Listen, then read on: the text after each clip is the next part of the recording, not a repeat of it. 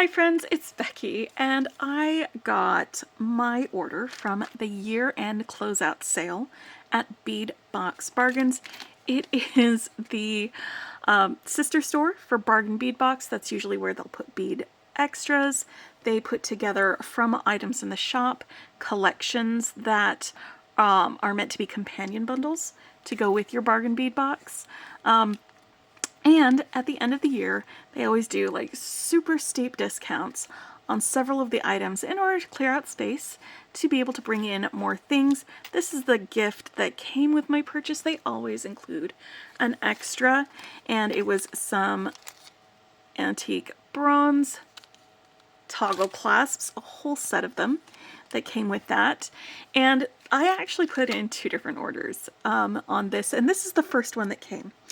I thought about waiting until the second order came, and then I just realized that there are so many beads in here that if I waited to do a second one, it would be absolutely overwhelming for me. So I'm going to do this little bead haul. I'm going to go through all the contents that I purchased in the closeout sale section. Not all of these were in the closeout sale section. Some of these were just regular purchases, and I was able to use my 30% off discount to get a discounted price on those as well. And the 30% off discount is something that you get as a subscriber to Bargain Bead Box that you can then use in the store. The other things that were in the sale section, that coupon did not apply for because they were already steeply discounted. So this whole thing, like, there's so many beads in here, it's crazy. But also stick around to the end because I am doing this thing this month where I'm going to do a design on the fly with everything that I open, whether it's friend mail, something that friends sent me, whether it is a package that one of my collaborators has sent, whether it's a bead box, whether it's a purchase like this. I am doing a design on the fly when I open it, when I get it. So it's going to be really fun going through this. I've already laid them out in order so you don't have to watch me digging through and trying to find them as I go through and share with you what we've got. I like to usually pull out my ladybug dish in order to bring the beads closer to you so you can see the color. I'll also be showing the number on the bag because each of the bags will have a product number, and say it out loud for the visually impaired as well, so that if you want to check out the site and see if there's any still available, because it's year-end closeout, some of them may still be available. But again, because it's closeout, they may not. So item number one are these cool rectangular scrolled bead caps. They are 8 by 10 millimeters, and it is in antique silver. Honestly, I think these are going to be fantastic on top of some of the cube beads that I've gotten. Or there might be some other ways that we can use. It's just a really fun shape. So I saw it and I was like, you know what? I want to get some of that. I think that'll be a fun thing to get. So that is item number one. We're just going to go through down the list, open these up. This is cap 617. It's more bead caps. They are 5.5 by 7 millimeter scallop patterned bead caps. And I actually used this type of bead cap in a recent tutorial where I used this bead cap and some briolettes, and I made a drop with that. In fact, I got some of the briolettes in this order. I got this Montana blue color, which I think is just absolutely gorgeous. And so I'm thinking maybe that's my design on the fly. I don't know. But it's cap 617, and they're really, really useful for doing something like that. Bloop.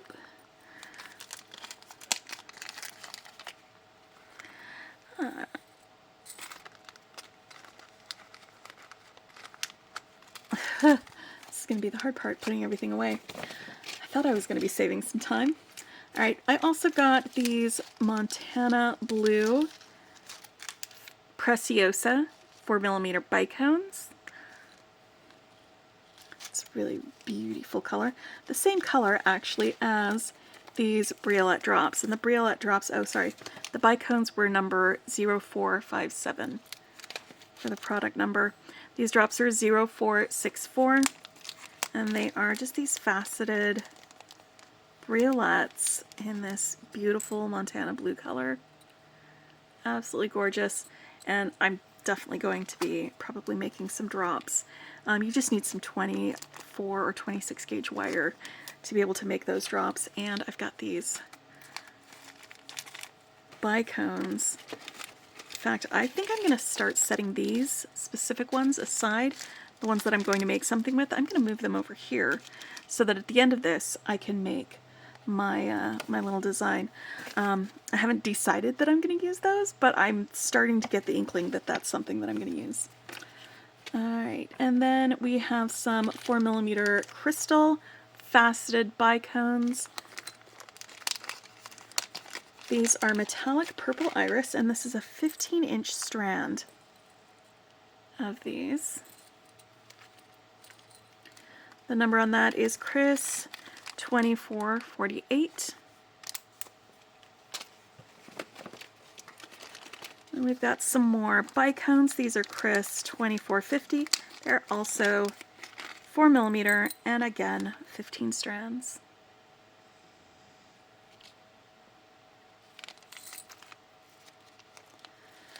Alright, more crystal. I love these faceted oval crystal beads. They are just really pretty to me, and so I got several of them.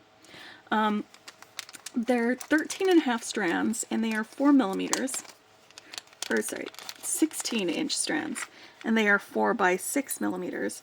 This one is green vitriol, and it is $24.94. This one is Capri Blue or Blue Iris, and it is $24.97. This one is Slate Blue Iris, and it is $24.98. This one is Slate Green Vitriol, and it is $24.99. It's like just to pull up that green vitriol next to it so you can see the difference.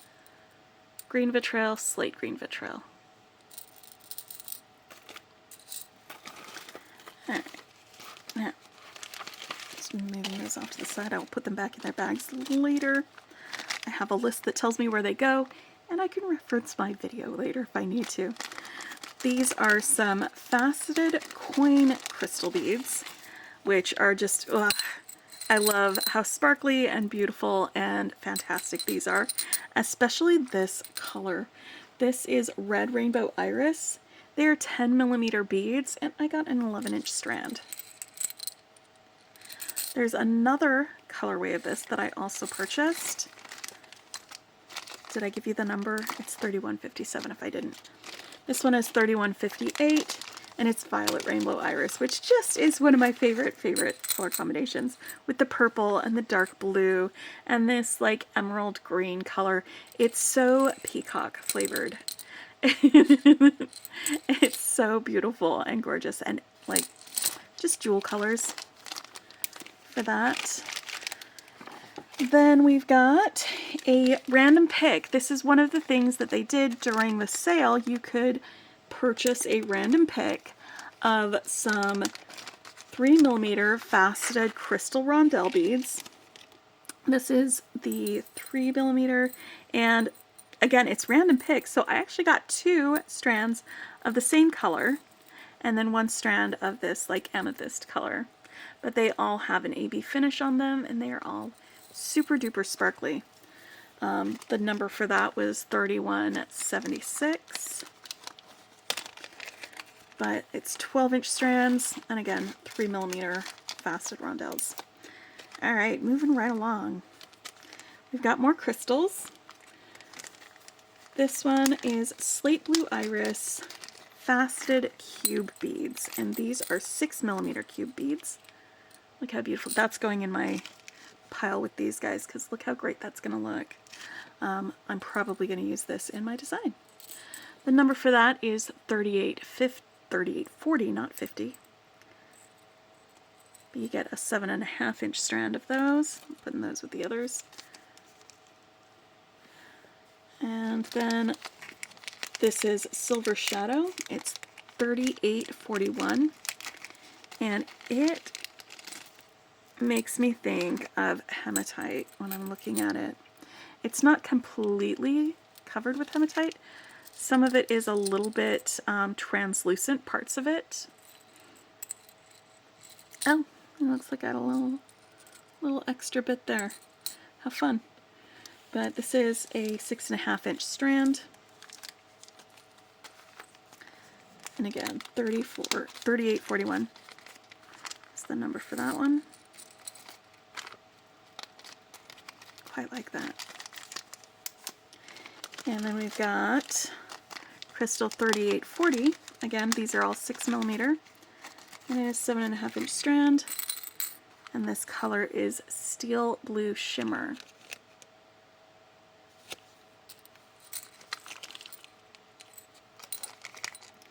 It's time for me to turn the page. I am through with page 1 of my 5-page haul. All right. Now this is another 7.5-inch strand of the 6mm crystal faceted cube beads. It's crystal AB, so it's pretty clear, but then there's this AB finish that shows up in different colors when the light shines off of it. I love that. That's crystal 3845. And now I'm going to move on to the 7mm cube beads. I really wanted some of these cube beads, so while I was putting in the order for the, I don't think these were in the sale. The cube beads weren't, just letting you know, but I really like them. This is Rosaline AB. I love this Rosaline color. And again, these are 7mm cube beads, and this is a 13-inch strand. It's crystal 3846.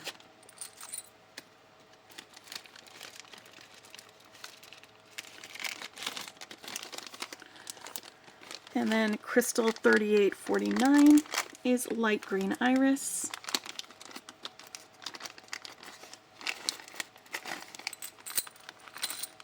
It's this color here. I'm leaving it halfway in the bag so that I can tip it back in afterwards. I wish I had thought of that before this, because that was really smart, Becky. Alright, let's pull this a little bit out. It's crystal 3850, and this is Vitriol Light. Again, 13-inch strand of 7mm cube beads. Alright. Let's move along to some of our Czech glass beads. I actually got several daggers, but the other ones were a little bit further down the page, or actually on another page altogether. So we'll get to the other ones when we get to them. But this one is Czech glass 5808, and they are these super delicate Milky Aqua AB wing pattern dagger beads, and I absolutely love these because you can make little beaded dragonflies with these. Look at that wing pattern. Isn't that beautiful? They're so delicate.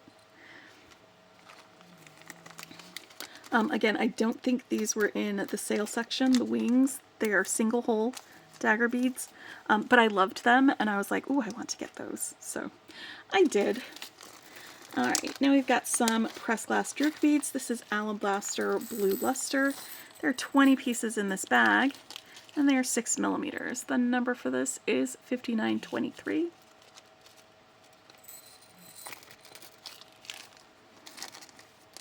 Really pretty. Then we've got some rustic flower beads. This is Crystal and Blue Swirl with full AB and blue wash. There are 6 of them in the bag. The number for that is 6123. They are 11mm beads. Let me grab the next little group of rustic flower beads. It's these ones, 6292. They are transparent blue with full AB and matte blue wash. And you know what? Do I like them with the Montana blue? Let me see. Because it might be that I'm going to stick these over here with my little collection. No, I think they're too blue. They're not moody enough to go well with those. So I'm gonna keep these separated. Ooh. Hey friend, let's go over here with your other friends.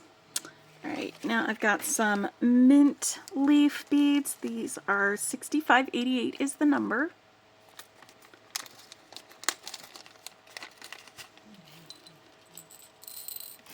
They are this emerald green with a copper wash.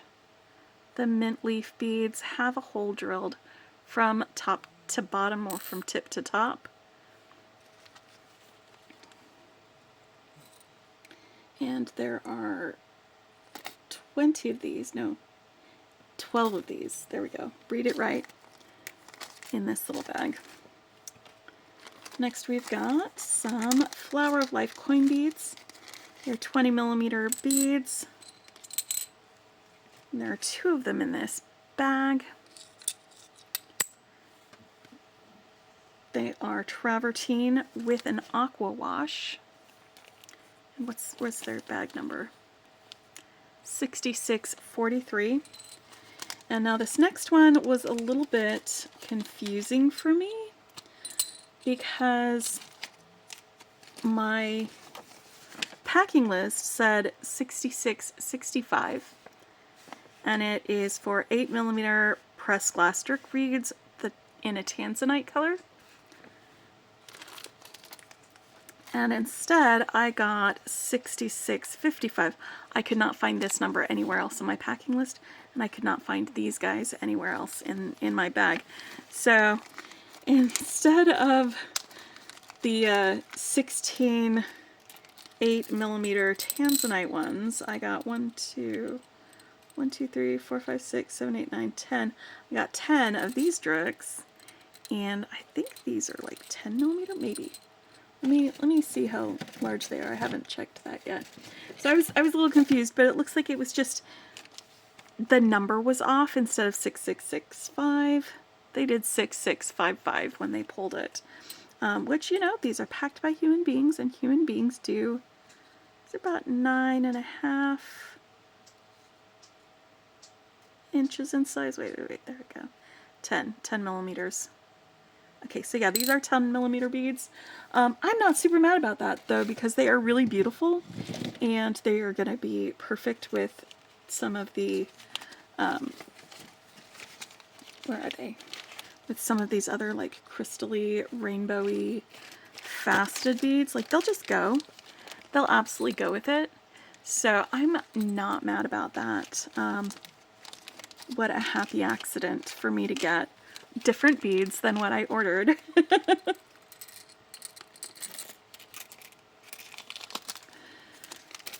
It was just confusing for me because I was like, wait a minute. Wait just a minute. All right. Moving along though. I've got these 8 millimeter druks. They have a 2 millimeter hole, so they have a larger hole than some of the other ones out there. They are medium sapphire, but these could probably string really nicely onto like 2 millimeter leather or something like that. They have that nice big hole on them. So that was a nice little find there. They are number 6672. And moving along to the other side, now I've got some top drilled leaf beads. These are 14 by 9 millimeters. And this is transparent olivine with a rose gold wash. See, it's got that hole right there at the top of it. It's that color a little bit better. And I've got 3 of these top drilled leaves. This was $67.45. for the transparent olivine with rose gold wash. This is the same type of leaf, and it is alabaster with a green wash and champagne luster. It's this one right here. Sorry, that was out of focus. And its number is 6747. Then we've got 6834, and this one is Alabaster Picasso and Rose Gold Wash. It's just a really pretty peachy color for those, and they're top drilled. I believe these were all in the clearance section. We're getting rid of that stuff. So here's more of our single hole daggers. These are Jet Rainbow Iris. They're 6853. It's that color there. Next is Transparent Light Emerald Vitriol. So you've got this vitriol wash over the emerald, and that is 6914. Next is Dark Peridot with vitriol. So that's a little more of a yellow green instead of the emerald. And that is 6915. And this is Sapphire with Iris Luster. And all these are the same size. They're all 5x16 millimeter, and they all come in 10-piece bags. The number for this one is 6917. That was the Sapphire with Iris Luster. And this is Etched Jet with Full Azuro.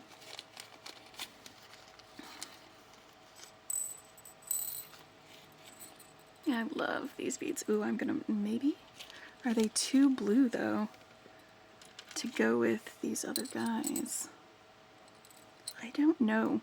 I'm going to stick them over there with that. It is 6918 for the number.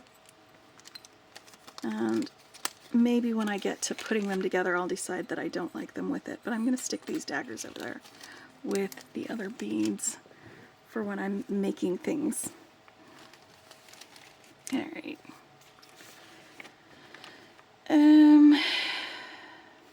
Pressed glass oval beads. Here we go. This is Alabaster with Sage Blue Spice. There are 6 pieces in here. They are 19 by 7 millimeters. And they are a really fun bead to work into your designs. Again, I did a recent design with beads of this shape. I'll link to that tutorial in the description below if you'd like to, if you're interested in seeing it. 6943 are some more rustic flower beads. It's crystal and cornflower blue with a silver wash. So you can see the crystal bits on sides of it swirled with the cornflower blue. So there's a lot of dimension in these beads. They've got a lot going on. And I think we're about halfway through this list. These are Czech table cut oval beads. There's 6 of them, and they are 16 by 6 millimeters. They are mulberry and white mix with marbled pewter wash. So you can see that pewter wash on the outsides of these oval beads. I love beads with like different shapes. It just makes things really fun to play with and work with.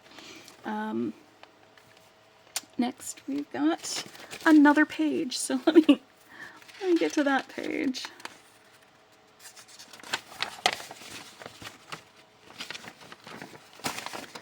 Alright.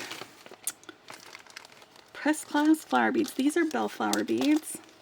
And I got 2 different varieties of these. So let's put both of them out on a dish to look at the same time. There's 5 pieces in each of these bags. They are 18 by 13 millimeters. in size, and one of them is the crystal with aqua and gold. The number for that one is 6953. And the next one is crystal with light rose and a gold wash, and that is 6954. Bellflower beads can be really fun in a design.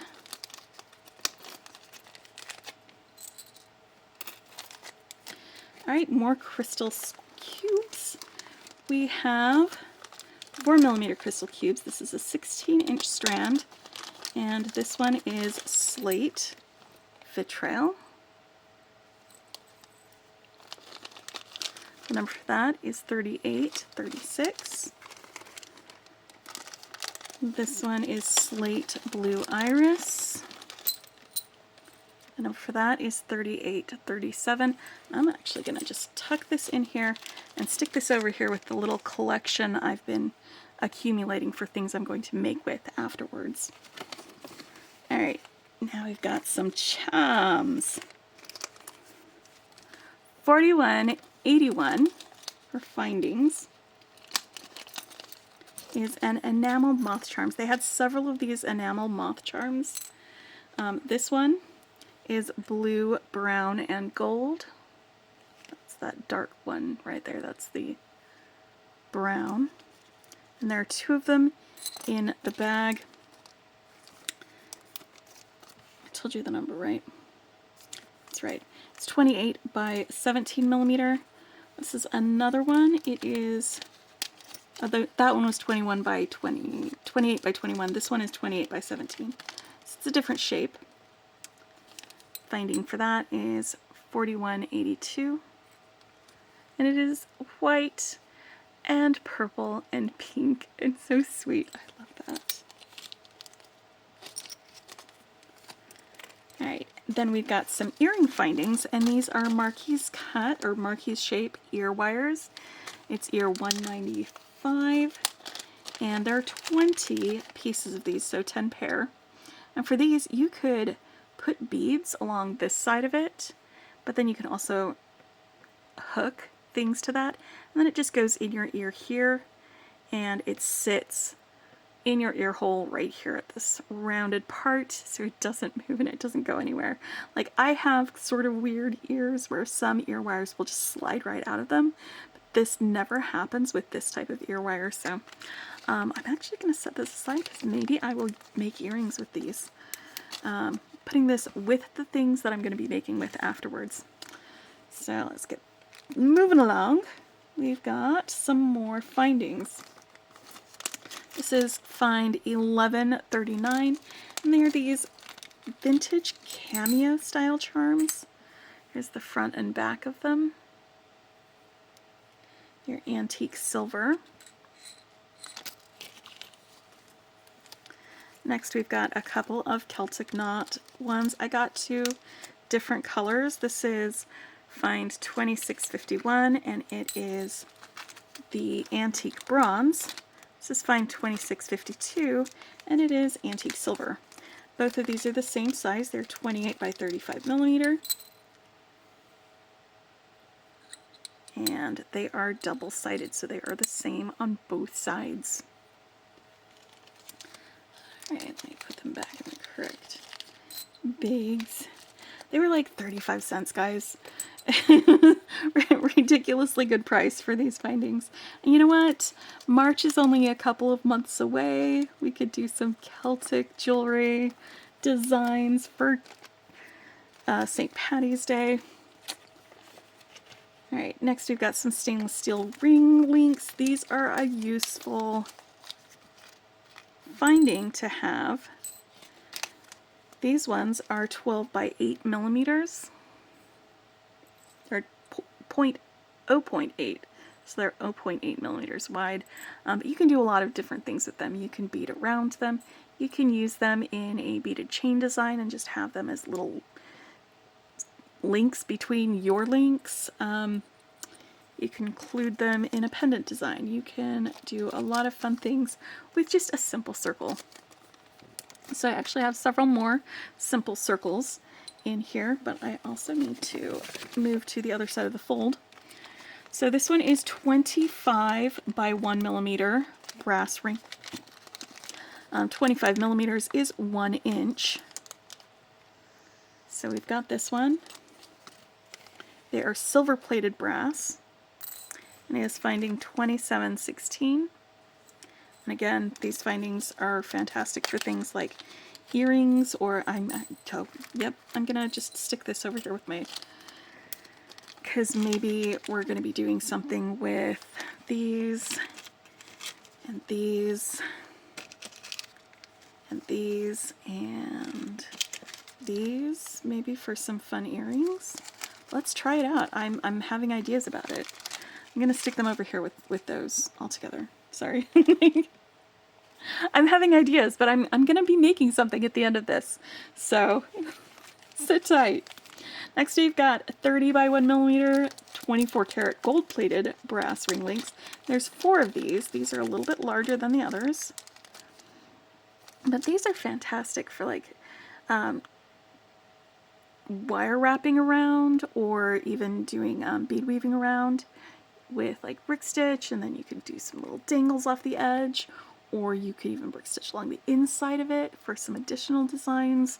I've used some large links like this to, I did a little knitted thing, like this is a very large link. I did a little knitted thing with some cotton string, and I just did a little circular lace design, and then just sewed it along the outside of this. It was really sweet and pretty, and one of these days I will actually do a tutorial on that, because it was really fun just to knit something and then put it inside here and have it be like sort of earring shaped. But I'll do a tutorial for something like that at some point. But this is Find 2719 if I did not say it out loud. There it is right there. And then next we've got some more of the smaller ones. These are 2723, and they are 15 millimeter by 1.5 millimeter. So where these other findings were sort of on the thinner side from the side, this one's on the thicker side from that side. They are also 18 karat gold plated brass ring links, and there were 6 of them in this for 2723. Alright, next were some of these Stop It crimps. I've used them once before, and you know what? They were not a terrible crimp to use, and you don't have to have a crimp cover with these. And they might actually be a little bit easier than some of the other crimps where you have to squeeze things and then rotate it and then squeeze it and get it just right in there. Whereas with these little Stop It crimps, you just put both ends of your wire through this little hole, and then you use your pliers to push this little pokey outy bit into it, and it goes right into that hole, and it squishes down on the wire and it holds things. So I got some of these. I actually got 2 bags of them. They are finding 2887. And you know what? If I do some stringing, maybe I will use these, because I want to use the things that came in this bag for my on the fly design. So let's stick these over here on the side with my other bits that I'm going to be making with later. Alright, and move along because we've got some more moth charms. These are Find 4183. They are pink and black and gold, and isn't that pretty? I love the little moons on the little moth. Some of my favorite things are these little enamel charms. Enamel charms get me. They just get me every time. They're super cute. Speaking of enamel charms, this was one of the year-end specials where you could pay $2 basically and just get a random assortment of black and gold enameled charms. So let's open this sucker up and see what's in it. Oh, hey, look, I got a little pearl. I wonder where that's from. How fun. That just rolled right out of there. Okay, and that's Find 4368. Oh boy, I wonder if there are any that are pairs or if they are all singletons. I mean, it's a random assortment, so some of them might be pairs, or some of them might be pairable. I've got, oh, there's the enamel part. It's on the other side. That's a little ring. Ah, look at a unicorn. Oh, there's several unicorns. Okay, so let's 1, 2 unicorns. Let's see, what is unicorn adjacent? What about a rocking horse and a seahorse? And maybe a little red-nosed reindeer. So we've got some of those guys. Let's see, there's a cat, kitty cat, on a little branch. There is a little squirrel. What a whale of a time we're having. There's another kitty cat right there, and a swan. How fun are these? You could do an entire charm bracelet. You could do several actually, probably, with these. What a fun assortment of things. Okay, since we're doing, some of these are sea creatures, let's grab our little starfish. That is an animal. That is also an animal. This is the house of an animal. This I'm not seeing any enamel on, but I'm not going to argue about getting a little charm. This little seashell, the textured outer things. Alright, let's look at celestial items like this little moon and star, another moon. Here's a star. That's not a star, that's a star. You know? Okay, and we've got a lightning bolt for atmospheric conditions. Another little lightning bolt. I'm sorry, I'm classifying them as I'm sorting them, guys. We got animals, we've got atmospheric conditions and weather patterns. And a star. Oh, you know what? We've got a whale tail. And there's the enamel part, it's on the other side. What else is there? Ooh, a butterfly. Or a flutterby, if you are my little sister. And let's get some hearts and lucky charms. Or no, it's not hearts, it's a flower. And maybe that's what this pearl was supposed to be part of. Maybe it was glued in there to be part of that. I bet I could fix that. I bet I could fix her. I can fix her. But yeah, so we've got more flowers. This one has a little rhinestone in it. More flowers. More flowers. Oh, beautiful flowers. Alright, let's get, where you going, buddy? There we go. Let's get these hearts up here. Heart, heart, heart. Another heart. Heart, oh, I missed a star. Heart, heart. A bunch of different hearts. So if you got one of these collections, let me know if you got some of the same items in yours. Got some bows, bows, bows. Let's just call these decor and grab this fan as well. This technically could be a bow. Oh, this fan goes that way. Like that. Adornaments. Is this a lipstick? I think this is a lipstick. It's either a lipstick or else it is one of those like switchblade knives with some blood already on it. And then we've got a little high heel and a gem and a purse.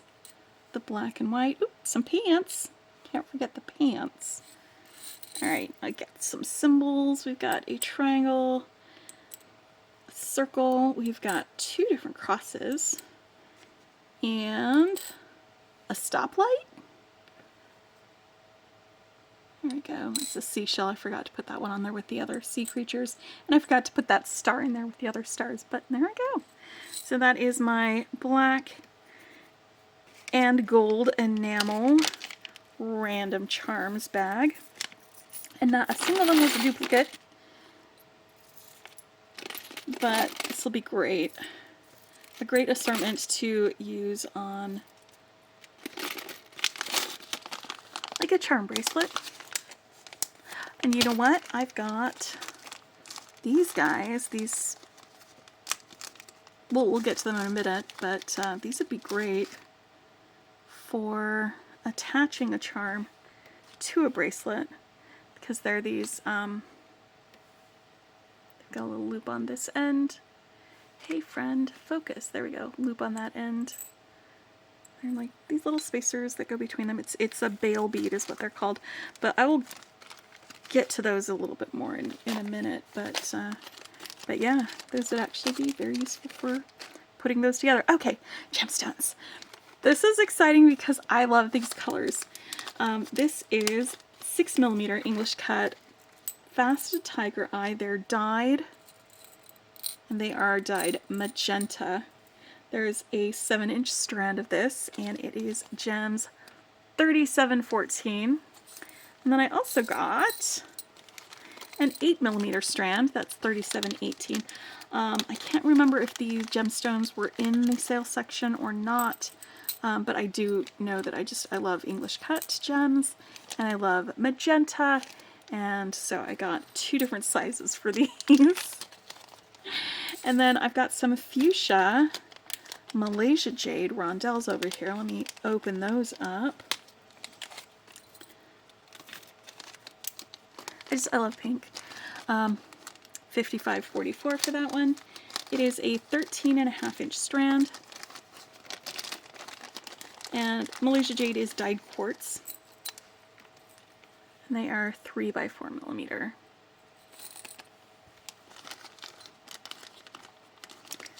Alright, so let's move on past the pinks. I just love pink. That was a fun thing to get excited about. Alright. Next we've got some smaller gemstone beads. This one was a year-end special. It is a 15-inch strand of 3 to 3.5mm blue adventuring faceted rounds, and they are $59.39. This was a year-end special, so it was very inexpensive. Not a problem for me. I love these little tiny faceted gemstones for things.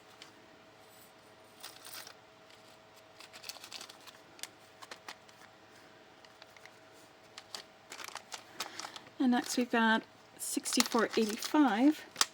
This one is some 3.5mm light sodalite round beads. It's another year-end special.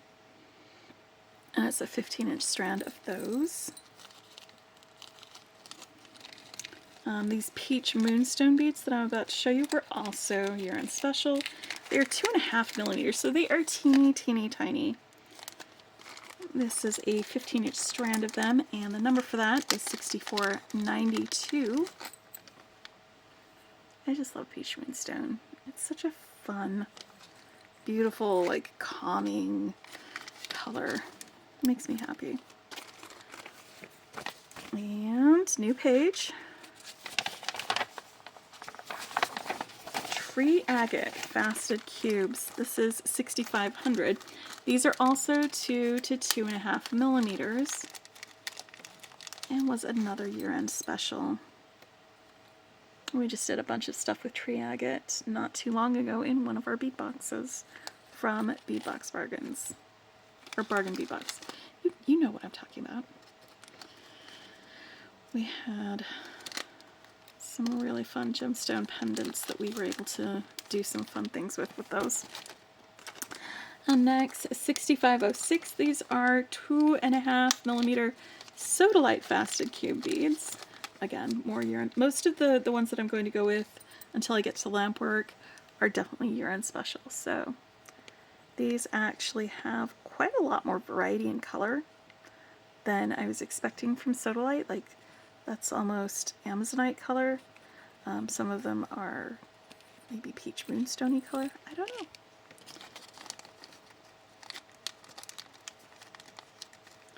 And next I've got some 4.5 to 5mm sodalite cube beads. Or sorry, rhodonite, not sodalite. That's what I just showed you. Rhodonite, pink rhodonite. And I took a peek at our what we are expecting in this month's bargain bead box. This is 6510. And so I'm going to keep these handy because I think that these will fit in very nicely with the rest of that bead box for the pink rhodonite. It's one of my favorite colors of gemstones. So I'm going to keep this one handy for later. Alright, next we've got some Labradorite faceted rondelles. This is 15-inch strand of 3.7 by 2.5mm. Look how tiny these are. Look how small these little Labradorite rondelles are. They're so small. 6512 was that number. Wait, I jumped ahead too far. No, these are the Labradorite. These are the Labradorite. This is aquamarine, and they are 2.5mm.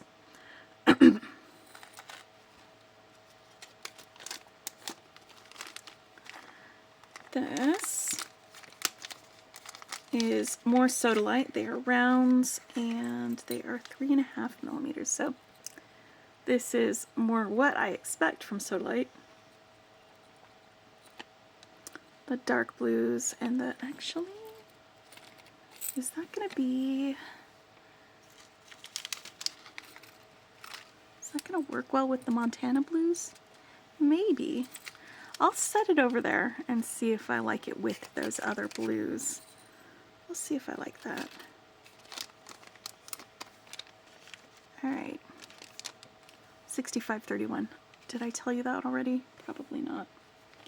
So that was the Labradorite. Sorry. Sodalite. Now this is the Rainbow Fluorite and Opal. It's 3.8mm by 3mm.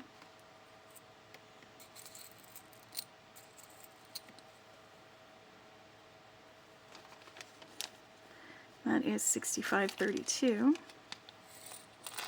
There we go.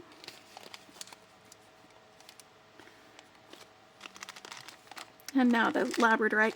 It's not numbered. That's why I was very confused about it earlier. The number on here, though, for this Labradorite one is 6535 for these. I don't know why I jumped ahead when I was reading down the list. I skipped several beads. It's very pretty, very pretty. Actually, I'm going to put those with them too, because maybe they'll work together with those other ones. Maybe these ones. I'm sticking my gemstones over there. I'll figure them out later.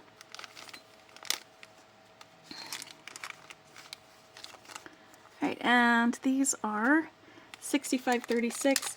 They are lapis lazuli. They are dyed lapis. They are 2.8mm to 2.3mm in size, and there's another 15-inch strand of these. Again, these were year-end, so they were on the less expensive side, and I'm not mad about that. I like getting little teeny gemstones, little bitty guys. I am more than like, I think I'm about 2/3 of the way through this. We're getting there. We are definitely getting there. It hasn't even been an hour yet, guys. Alright. Alright, now I've got these peach lampwork beads. I just really love these peach lampwork beads. I've gotten them before in other bead boxes or just purchased them, and they are just such a fun bead with these little ends over there, the curly cubey ends, but they are Lampwork blossom beads, and they are 10 millimeters in size. It is 583 is the number for that. Lamp 583. Alright, now we're getting into some pendants. This was one, it was not in the special section, or maybe it was, I can't remember. But it's just so pretty, look at that. It has cubic zirconia triangle pendant with a silver crystal, rainbow iris crystal there set in the center of it. It's such a pretty pendant. And that is pendant 1600 for that one.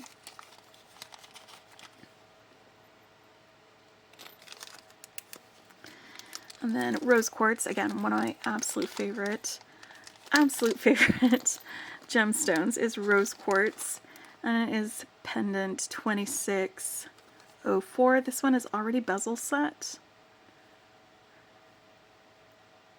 and it's already got a bail on it and everything, so it's ready to create with. It is 40 by 26 millimeters. And then these little go-go donuts are so cute. I had to get these, and I got them in green aventurine for $28.67. Blue spot jasper, $28.69. And strawberry quartz for $28.70. They look like little Lifesavers candies, y'all. I love them so much.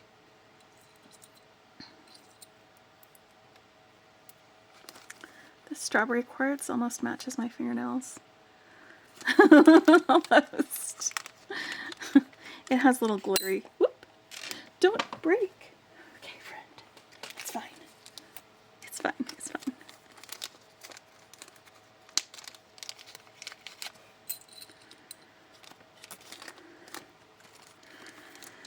They're teeny tiny, and they will make fantastic earrings when I get around to making with them. Right, and then two more gemstone pendants. These are unbezeled, unbailed, unwrapped. They would be fantastic for wire wrapping. This is $28.78. It is a peach moonstone pendant. Or sorry, it's not peach moonstone, it's sunstone. I should read the thing instead of just going off what I think my memory is, because my memory is not always great. That's that one. And then I got another one. They are the same size. They're both 20 by 40 millimeter, and it's Amazonite, because I love Amazonite. It's $28.79 is the color for that one, the number. And again, they're both unwrapped. They would be fantastic for wire wrapping.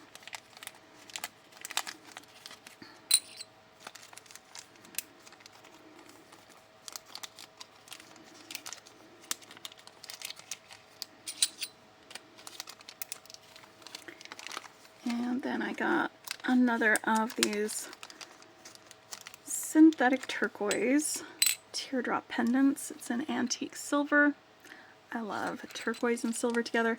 It is 34 by 25 millimeters, and it's pendant $28.82. Alright, and these were some year-end specials, and I got two of them. One is black agate. These are fan pendants.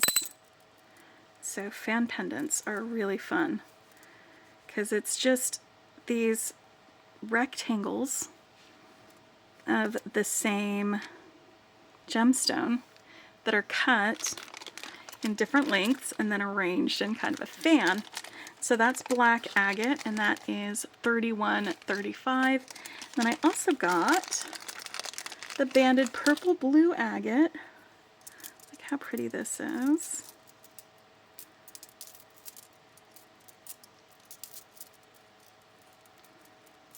some fun things to do with these are to string along a necklace, and then in between each of these fan portions, put a different bead, or, you know, just, I mean, the same type of bead or something between all of those to kind of stretch it out so you get that fan thing going along on the front of your neck. That's actually one of my favorite ways of doing things with this. Or you could put them all together like this on a wire and just give it a little bit of a bend to accentuate that, and then hang that like a chandelier focal on something. But like, a lot of the work is already done for you when you get these. They're super, super fun. And I'm really, really happy I got them. So 35, that's the black agate one. Ooh, can you guys see the light shining through?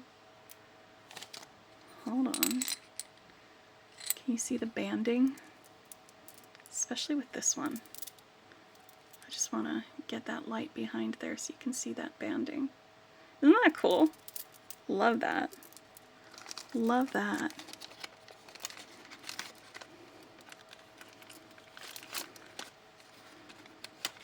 I love little details like that.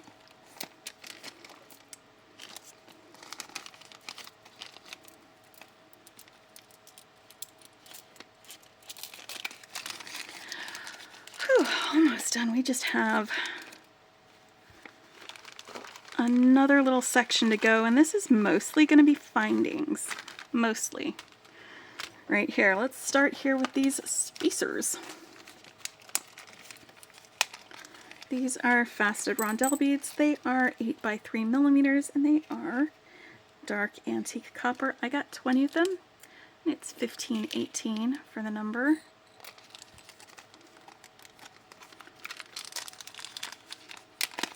These are ornate beryl beads, and they are in an antique silver. It's $15.43.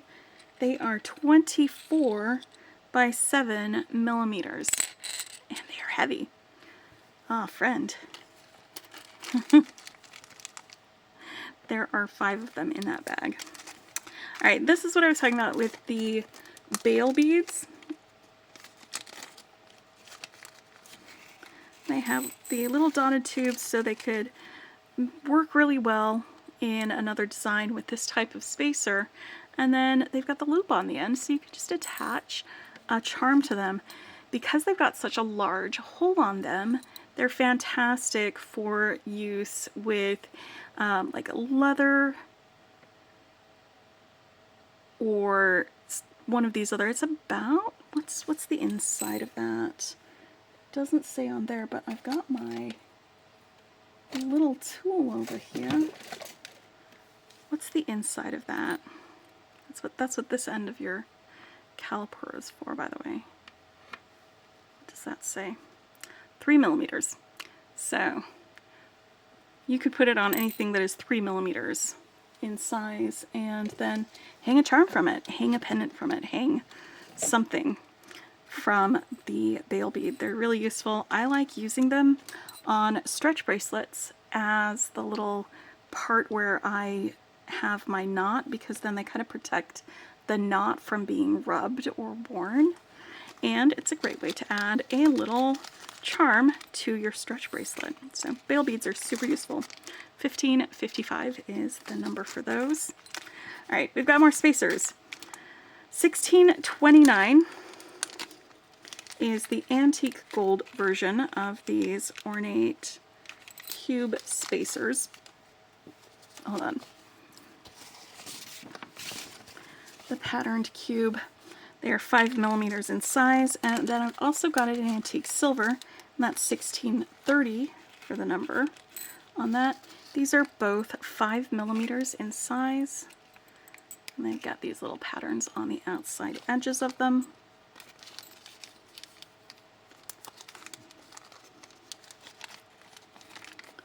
Alright, and then I've got 3 different colors of these patterned barrel spacer beads. I've got one in antique copper, and that's $16.33.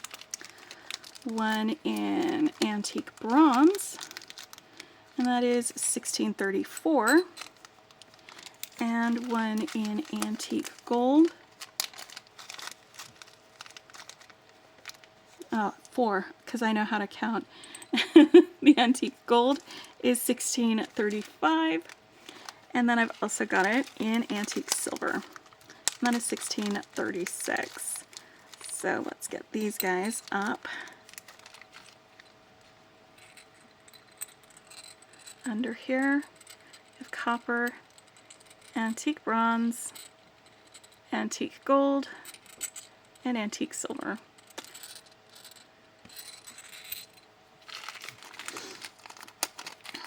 Actually, let's just move those over there for now. I will put them away after I'm done recording this.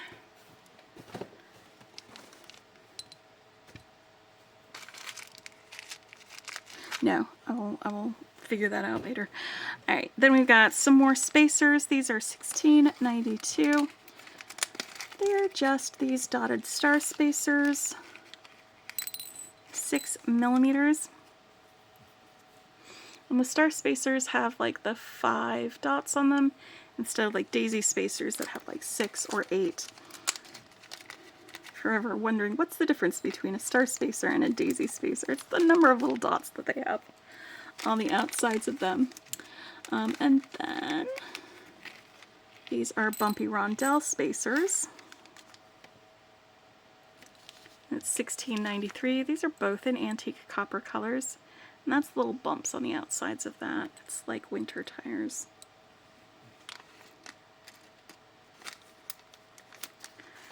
Alright, now we've got some bead frames. These are fancy oval bead frames, and they are 15 by 11 millimeters. Like this. And you just have the little holes up at the top and the bottom of the bead frames. So you can put a little bead in between and around them. I'm going to actually set these over here because maybe I'll use them. I don't know yet. I haven't decided. They might be fun. Then we've got some flower bead frames, and these are for obviously smaller. Did I do the number for that? $16.94? That's for the oval bead frames. Okay. Sorry, I might be going too fast at this point. $16.95 are for these flower bead frames.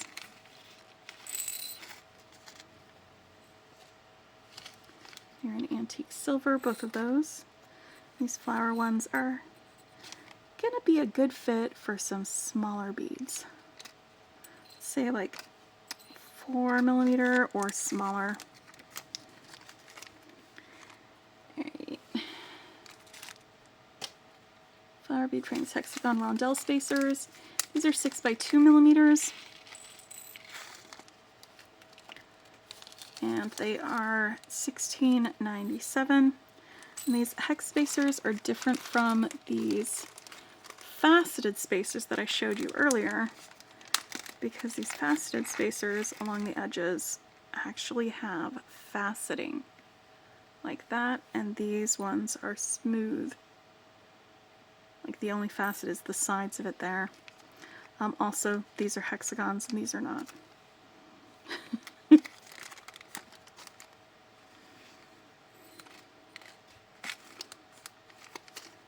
And now we've got some 4-leaf clover spacer beads. Again, March is not that far away. SPC 1700.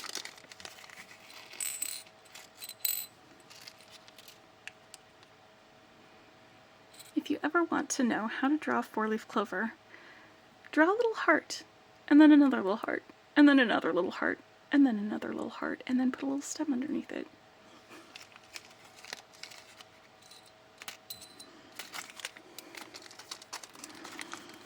Okay, SPC 1701, that reminds me of Star Trek.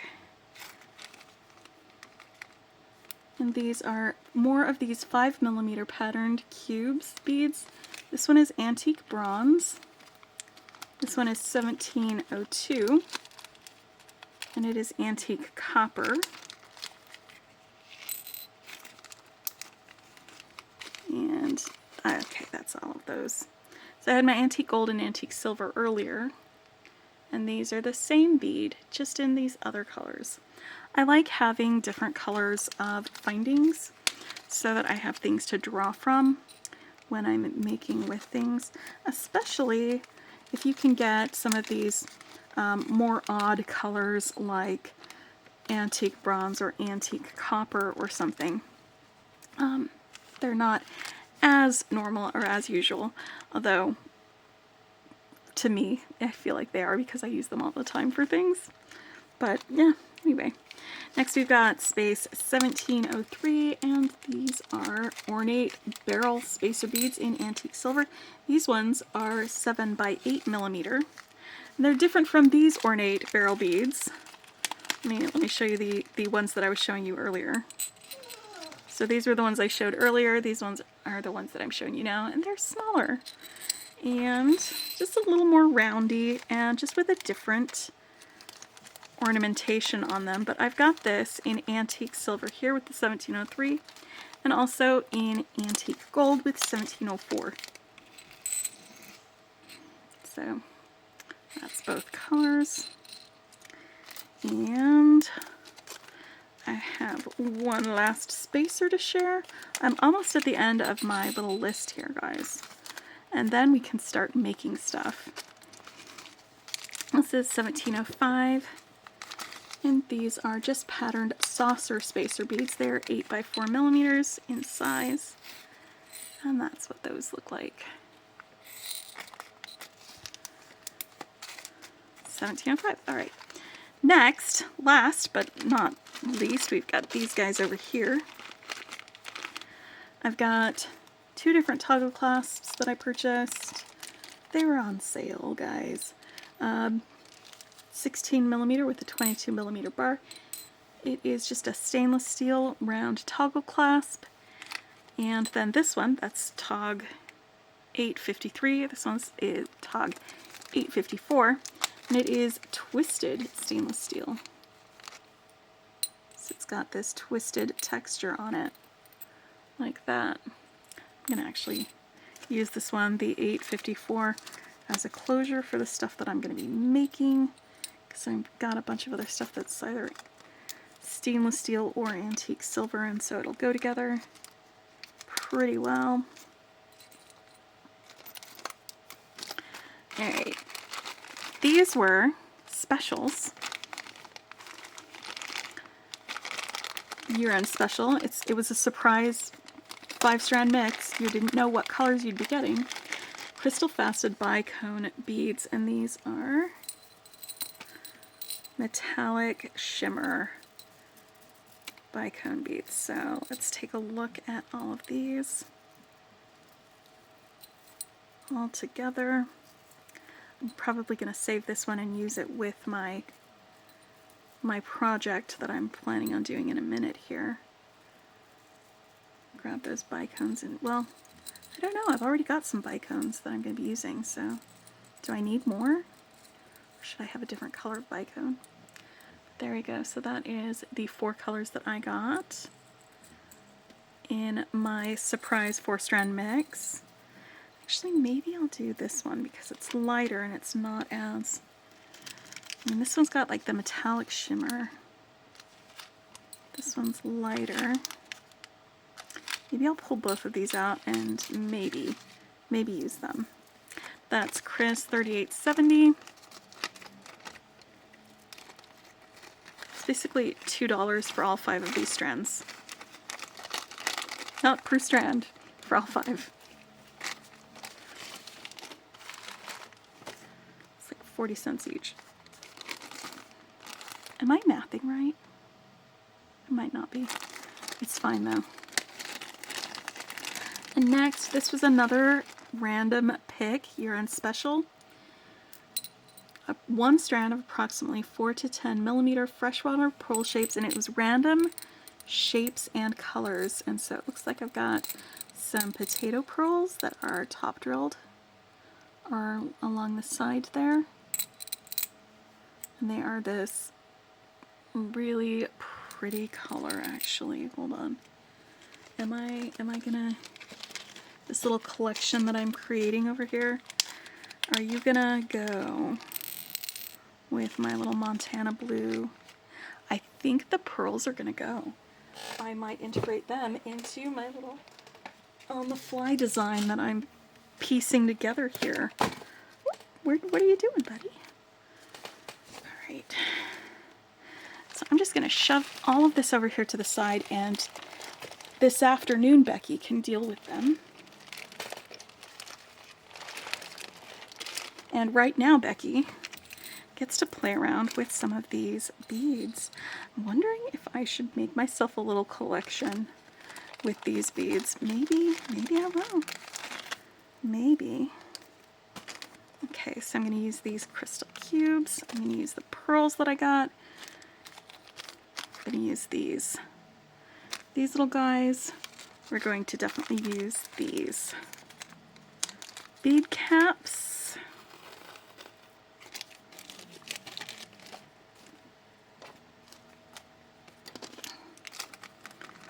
This. Yeah, I think I'm going to go grab a little organizer just for this little collection that I'm putting together from my order. Something that I can put these beads into and work from.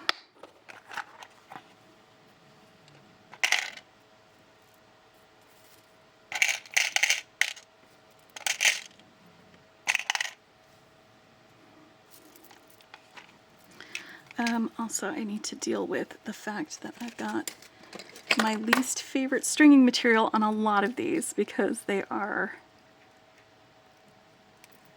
crystal, and the crystal ones usually come on this darn wire.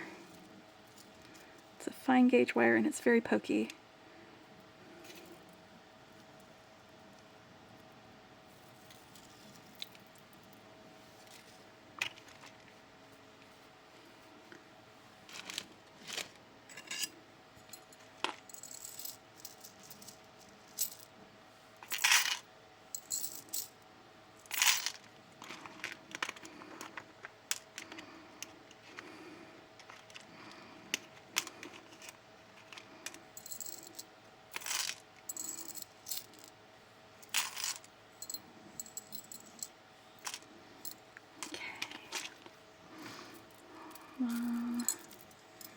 Here.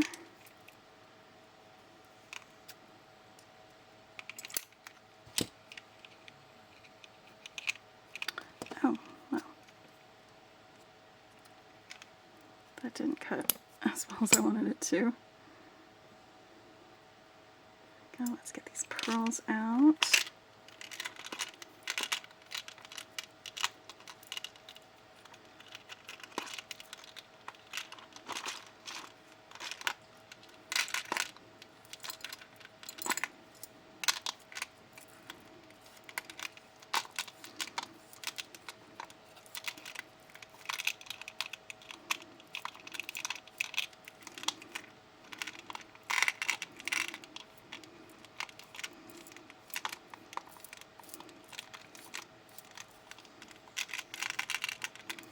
Random pearls. I love getting surprises. So having something that's a random mix or a random string of pearls just makes me happy. And the fact that these are going to go so well with some of the other things that I was planning on using today makes me even happier. So where are those? The Montana blue bicones. And these are the Preciosa bicones, not the Chinese crystal. So I'm going to stick those in there with my briolettes. And then these are the Chinese crystal bicones that I pulled out. There's two different colors of those. Let's also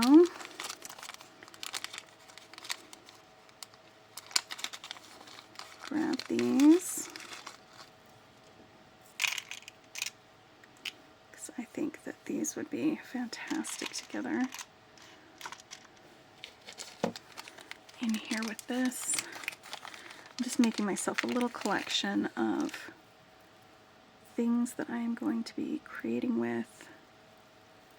Got my lapis.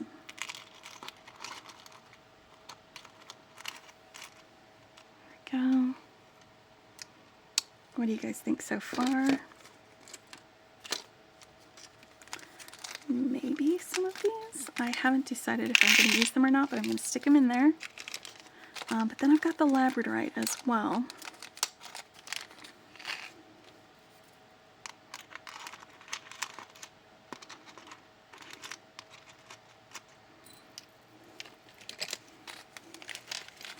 And maybe these daggers, maybe.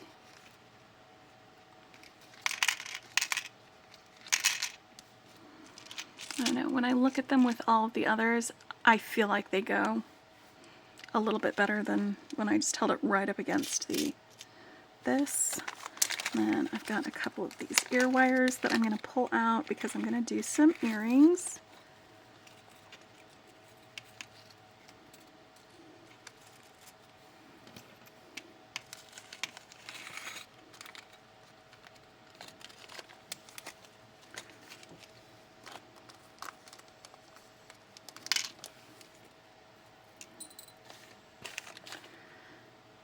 All of those, I just need a couple. And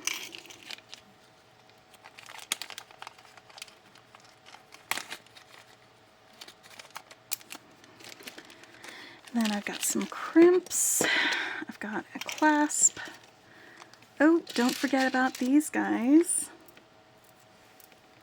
And I'm going to use a couple of these circles as well, or one circle actually, probably just one.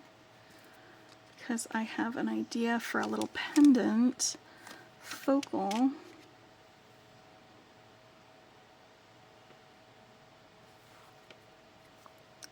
Yes. Yes, perfect. All right. We're gonna be using those for a little focal, and then I've got these crystal beads as well.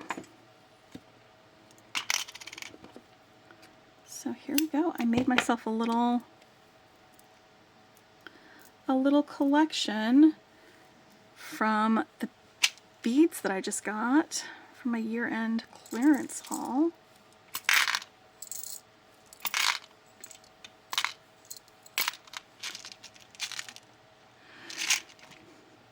And this wasn't in my clearance haul, but it's just sitting here on my desk, and they are just these little teeny drip beads. They're like little 3mm ones. It's 0542. I don't even know if they're still available or not. I'm going to stick these in here because they are just perfect to go with it. Again, it was just sitting on my desk. It was not part of my haul, but I think that they will accentuate and add to what I'm doing here today. And I think I want to use these ones instead of these ones because it might be that I have too many like slate blue kind of things. I mean, I could always just do both. Why not both? Yeah, why not both?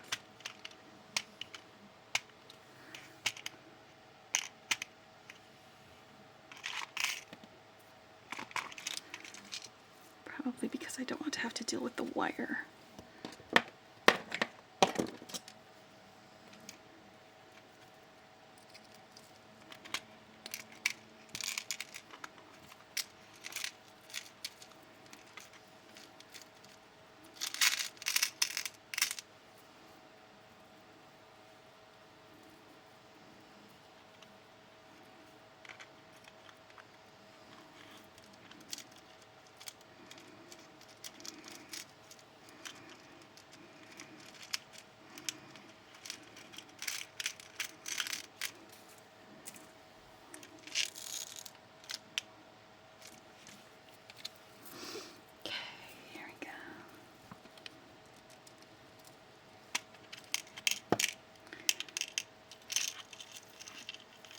All right.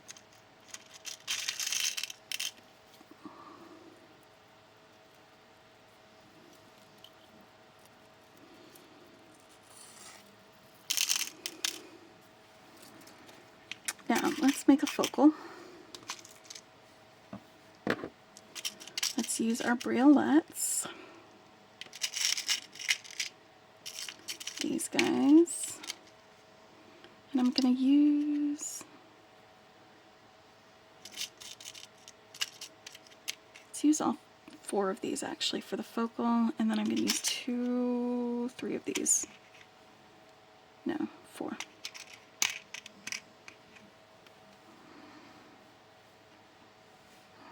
Alright, I'm going to make my little briolette drop using this, some of these bicones, and then 1, 2, 3, 4, 5, 6, 7 of those as well. And I'm going to need some wire. Where is my wire?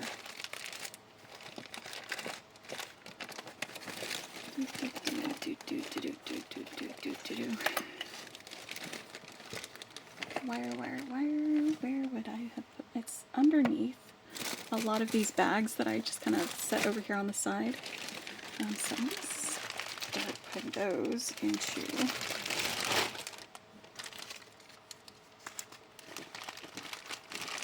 the bag.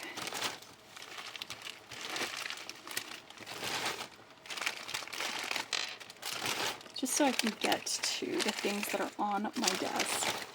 And I will resort those later. And other lies I tell myself.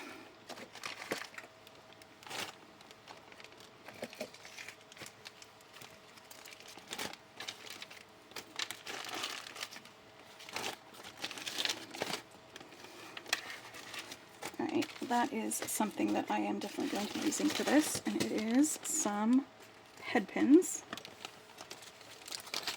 No, actually, I'm not going to be using head pins for this at all.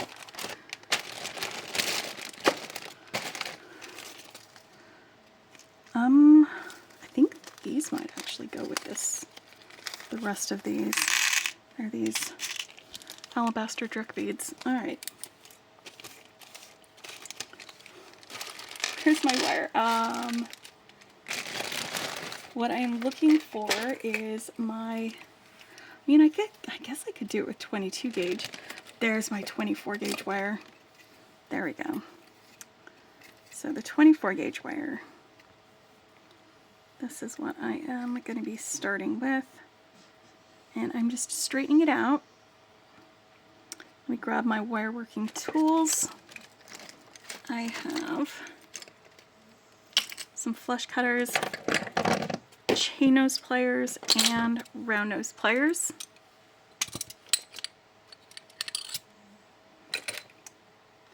And when I string my necklace, because I am going to string it, I'm using those crimps. What did I do with the crimps? I just had them. Did they fall?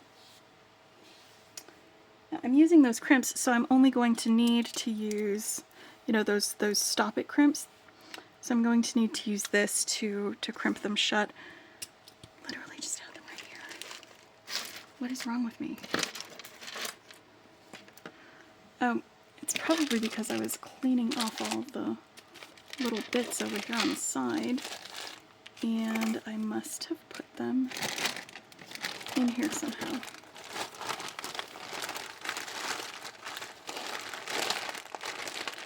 So why don't I pull them out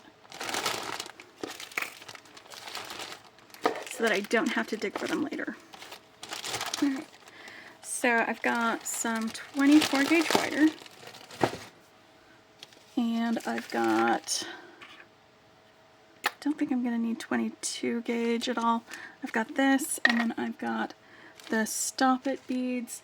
I'm going to string on some fine gauge soft flex wire because I think it's going to work best. It's 0.014 inch in this type of crimp. So I'm going to be stringing with that once I get to it.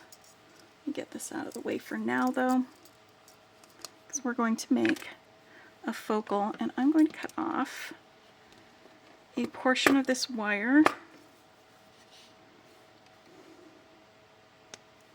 to make a short dangle.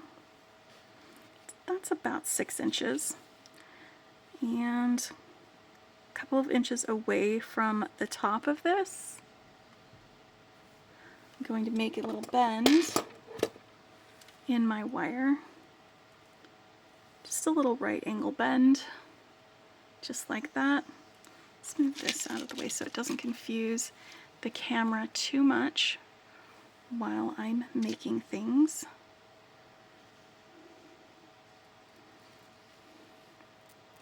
There we go. So I've got my little bend here. So on this short end, I'm going to take my briolette.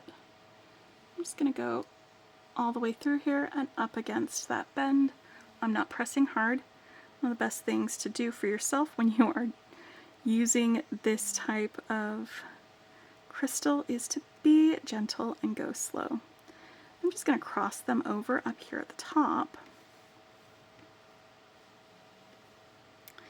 And I'm going to grab, actually, my tweezer nose pliers are a little bit easier to hold this with than my chain nose pliers. And I'm just going to wrap around there and then just go down this little section here.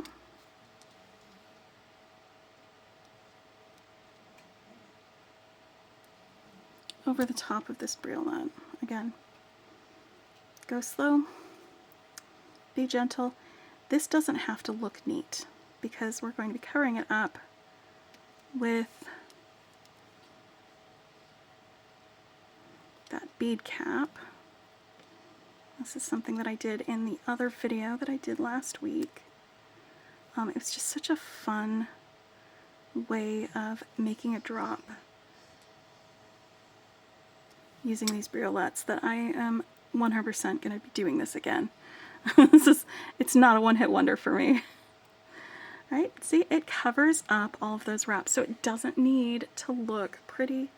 It doesn't need to look nice. It's just going to cover that up right there. And then I'm going to take one of these bicones. These are the Preciosa bicones. And I'm going to put that right there on the top of that. Grab my round nose pliers. And I'm going to make a little loop right up here. On top of that, I'm gripping the wire. You don't have to death grip the wire, you can just hold it. I'm going to bend it around my pliers, just around the top of it there.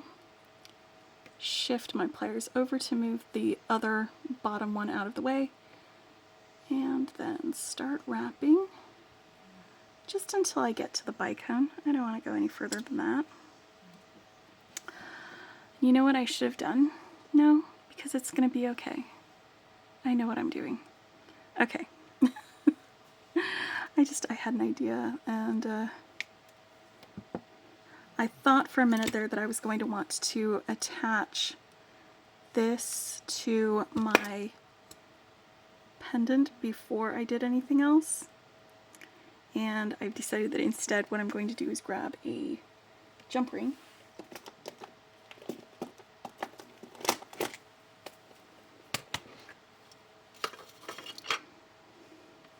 And this jump ring is what I'm going to use to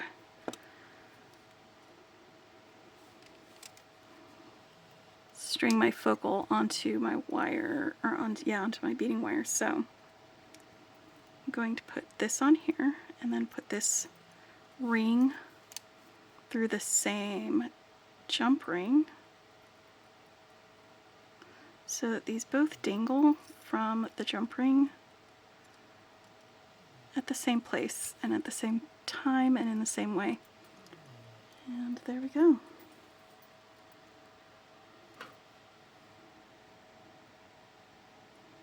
Just like that.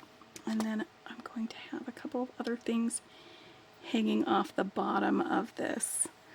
And that's going to be these guys. 1, 2, 3. Do I want all 3 of these? 1, 2, 3.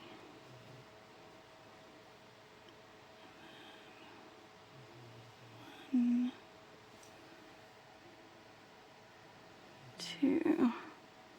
It might get a little crowded actually. So why don't I keep one of these out and we'll just do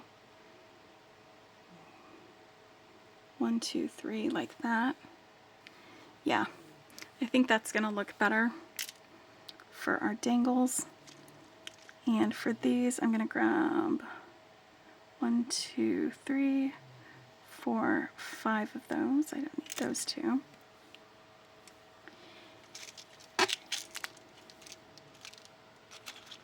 And some of this Labradorite.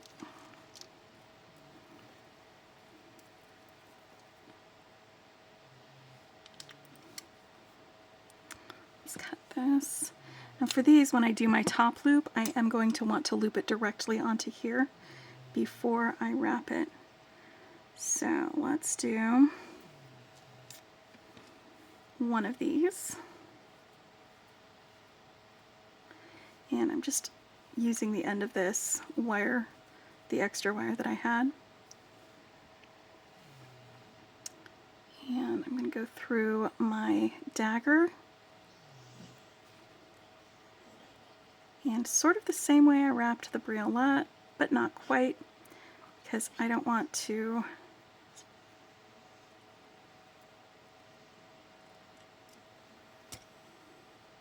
go back down the dagger.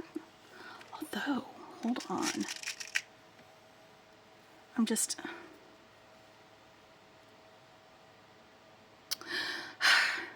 Okay. Y'all. I'm not going to do a bunch of wraps down the briolette like I did with the briolette though with the dagger.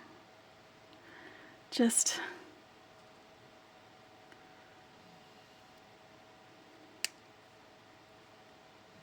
The dagger looks good with that bit on it, so I'm just trying to grab the wire so that I can do like just 2 wraps just to secure it. And again, it doesn't need to look neat, it doesn't need to look pretty, because that bead cap's going over it, friends. The bead cap is going over it. Huh.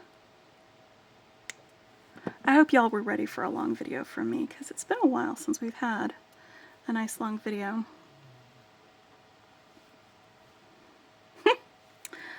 Beautiful. And then I'm going to do 2 Labradorite beads. 1, 2. That. And 1 of these crystals.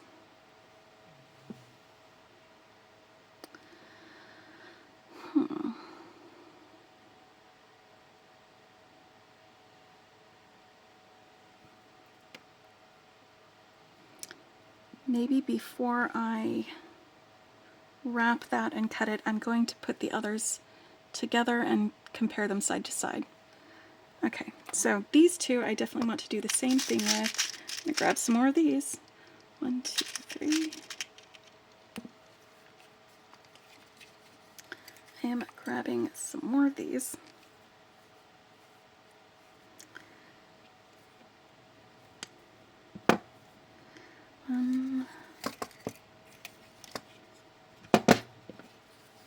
Two.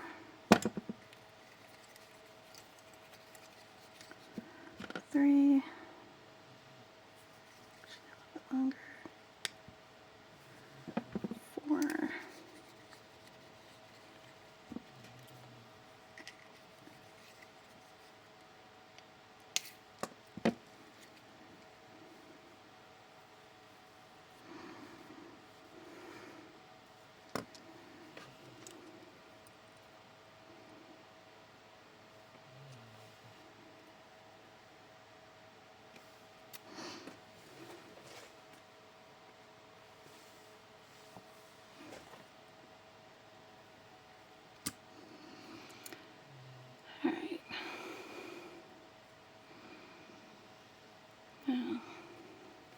Like I said before,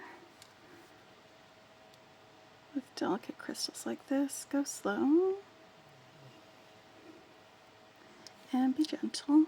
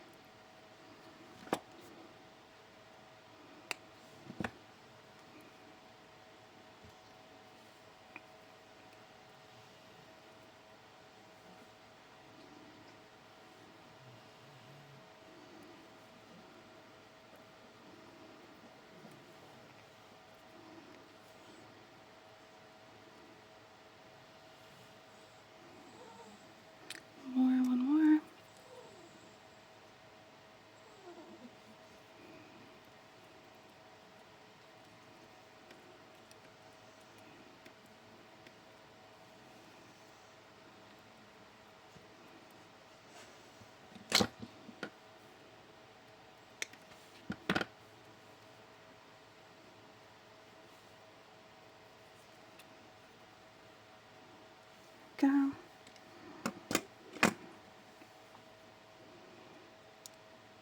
Both of these.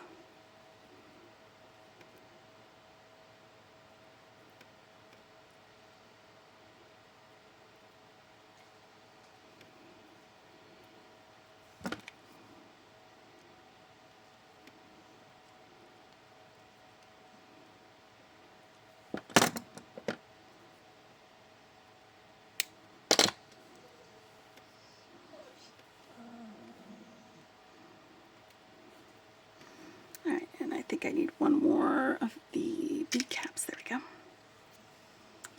Alright, let's get all of these strung on at the same time before I start wrapping them onto my loop, my hoop.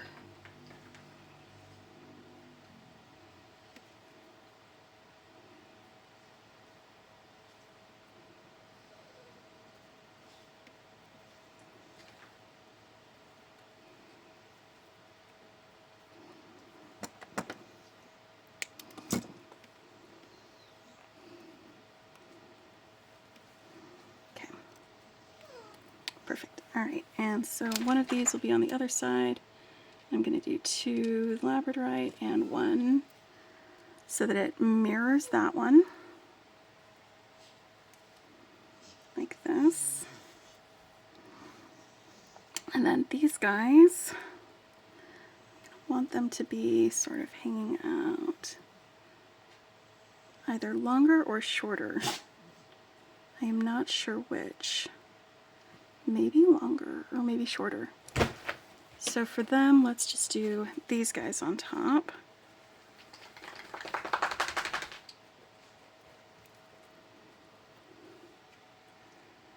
Yeah, I think that's going to work out just fine.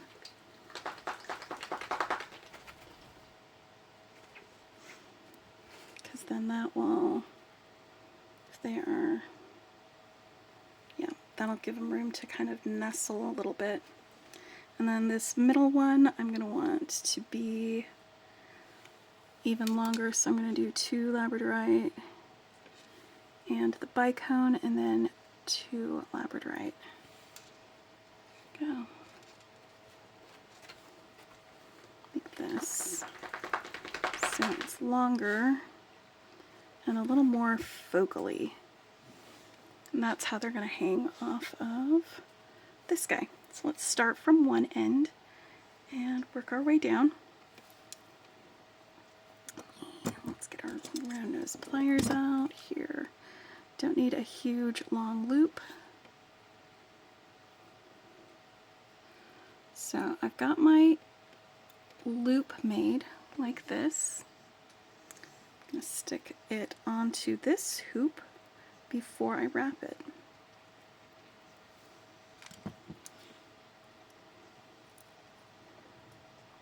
This in here so that I can hold on to that hoop and wrap down towards my bicone.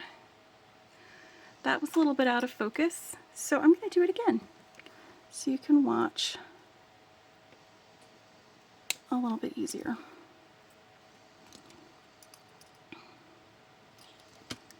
Right. This one goes there, and this one's going to be wrapped directly onto it. So again, here, when I grab it here, this first little bend that I do, this is just giving it some space between the loop and the bead to wrap my loop. And then the second bend comes over the top, and then I rotate my pliers out of the way so I can keep it going all the way around. So it crosses over it like a scarf does. And then we're going to put this, it actually doesn't matter which side of it is on at this point, so I'm just going to stick it right here. And if you need to, in order to get it around something, you can swing open your loop like you do a jump ring, and then swing it closed again using these pliers. Let's move that out of the way so we're not confusing the camera. Alright, and then I'm just going to take my wire while I'm holding that and wrap around the neck of that wire until I feel like it is nice and secure. I take my flush cutters, nip off that end. There's a little bit of a pokey out end here. And so very gently, because it is right up next to this crystal, just very, very gently tuck that in with your chain nose pliers.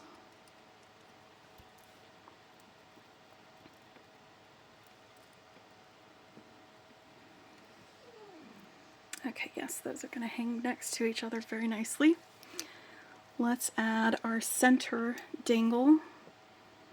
And I'm just going to make my loop the same way and wrap it on there the exact same way with my dagger. Open that up. I'm going to want it to be here,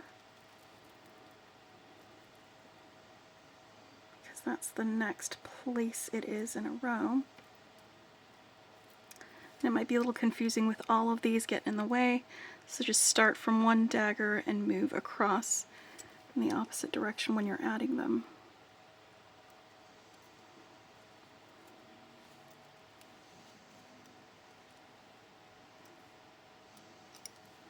And again, gemstones can be very delicate as well, so when I tuck in this end, I'm going to be gentle. Actually, there we go. This is the center one, and the way I can tell the difference between it and the others is that it has a jump ring, which is not quite closed correctly. Let me fix that. Actually, it's a little bit askew. There we go, that's better. That's much better closed. So the one with the jump ring, I'm just kind of moving it out of the way. So that's one side, the next one, the middle, and now I'm going to be putting this one on here. So I'm going to scooch all of those over there. I'm going to put it on there. It's a good idea to kind of put them all together to figure out where you're going next when you're doing this sort of thing. Alright, keep that open, do not close it until after it is on the ring. There we go.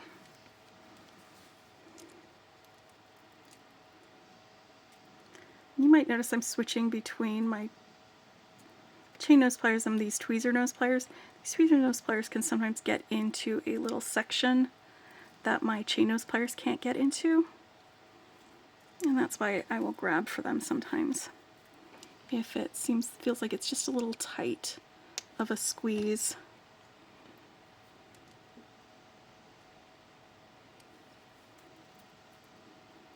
Alright, and one more. Again, this is the middle part, the top part. So the next section, the next one here is going to be this one.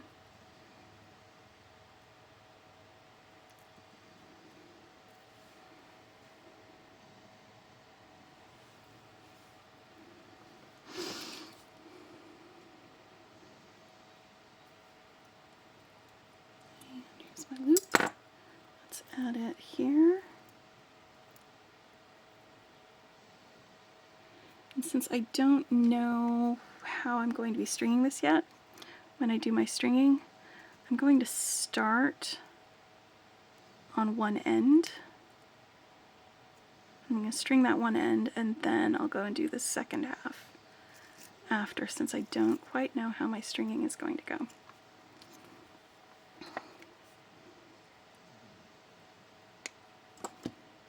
Oop. There we go. Right there.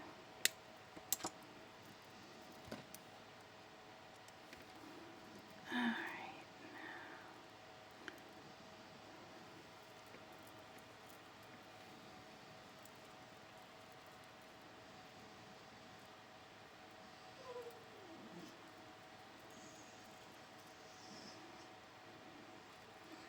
Straightening out some of this wire.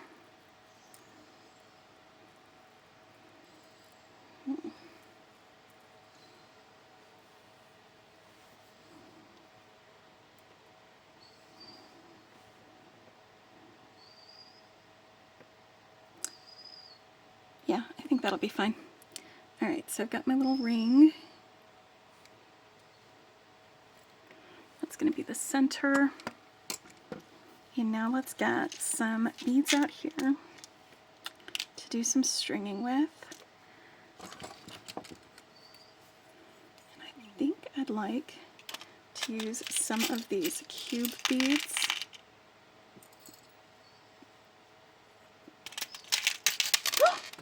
Friends, what are you doing?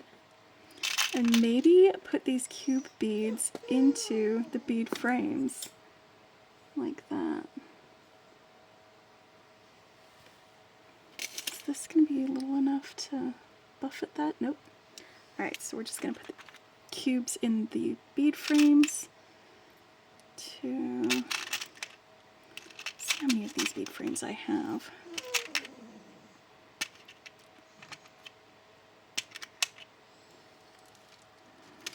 So I've got 1, 2, 3, 4, 5, 6, 7, 8, 9, 10. So there's 10 of these.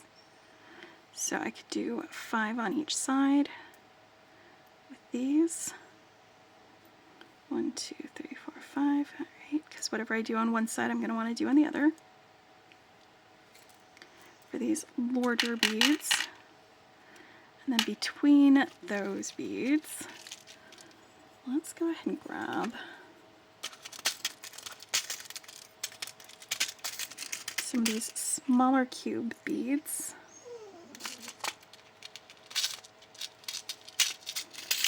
Well, these are really hard to scoop, probably because of their crystalline, like, cube shape. They make it harder for the square edges of this to get into it. You would think it would make it easier, but no. It is fighting me. Them's fighting stuffs. Alright, and then I want to add, because I want to carry this Montana blue color up through the rest of this.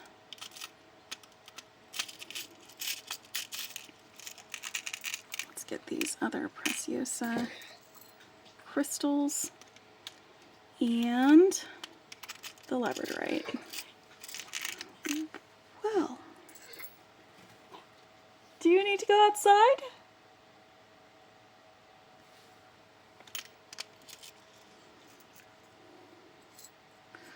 Well, I hope she feels better. Alright. And I'm going to be using this on my thing.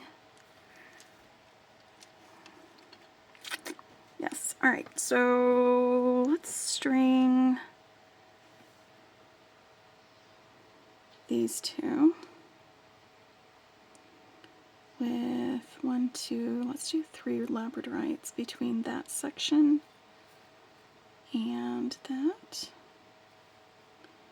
And then 3 more of these, 1, 2, 3, and another 1 of these. I feel like that's going to be a good little spacing for stringing these along.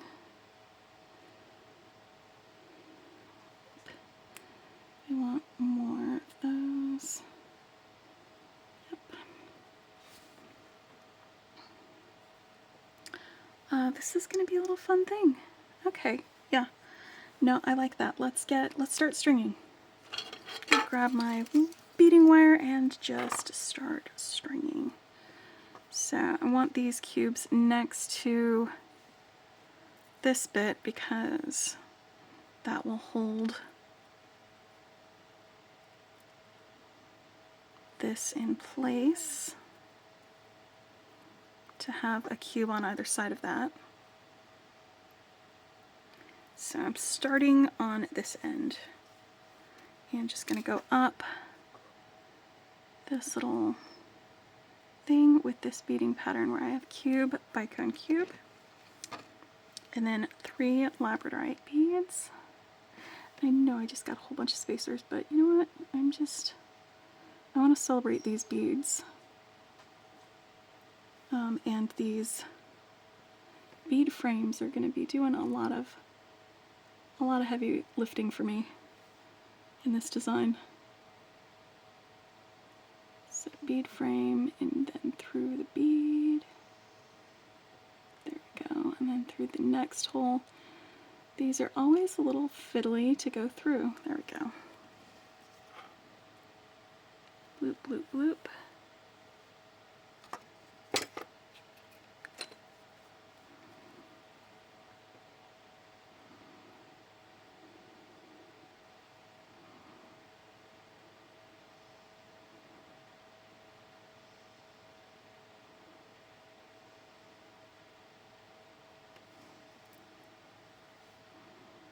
Alright, just stringing along, just stringing things along.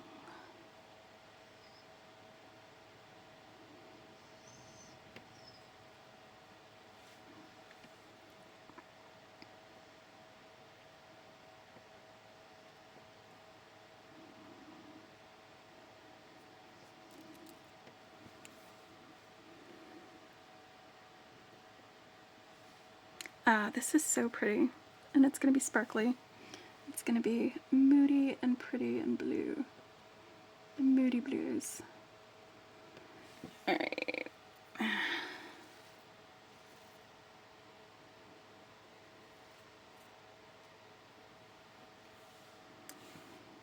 So now we go. Get these bicones in there. See how that just highlights the bicone? Gives it its chance to be the star.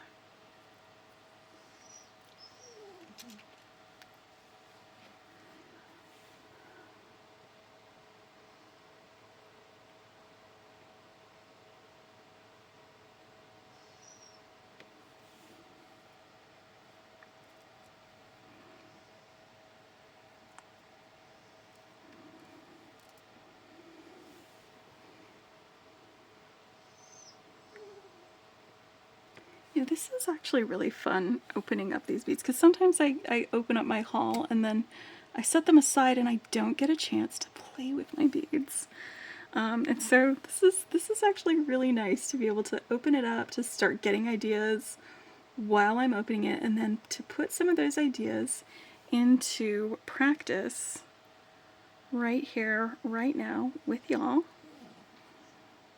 As soon as I've done that. And sometimes I think when I'm getting a bunch of beads together, I think, oh, these all go really well together. But then I don't like actually sort them or organize them like I did with this to get them ready to create with. Okay, so I'm going to do another little repeat of this whole thing with my 3 Labradorite, my cube bicone cube,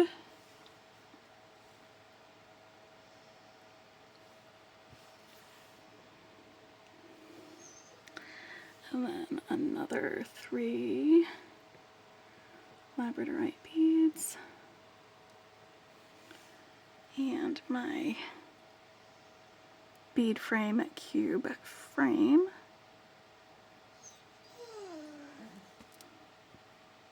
And now I'm just going to check my length and see where I'm at with this, because I feel like that is just about the right length, almost. I'm just going to add a little bit more. I'm going to add another repeat of this bit right here with the 3 Labradorite. 1, 2, 3. And then the cube bicone cube. And then another 3 Labradorite.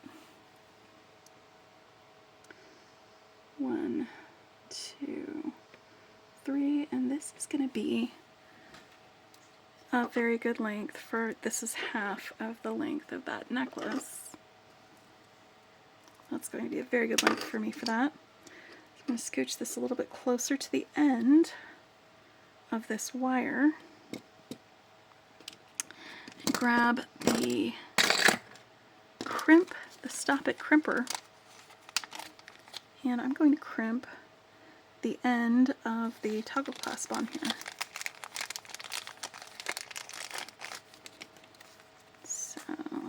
grab this guy here. This was the platinum color. They had other colors of these crimpers, these crimps, on the Bead Box Bargains website. So I am going to use both of those. Now, in my experience with these before, they take a little bit of grip strength in order to close.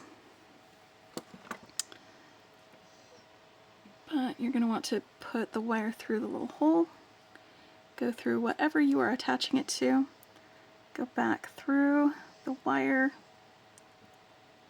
I'm just going to snug that, not completely up to it, but next to it.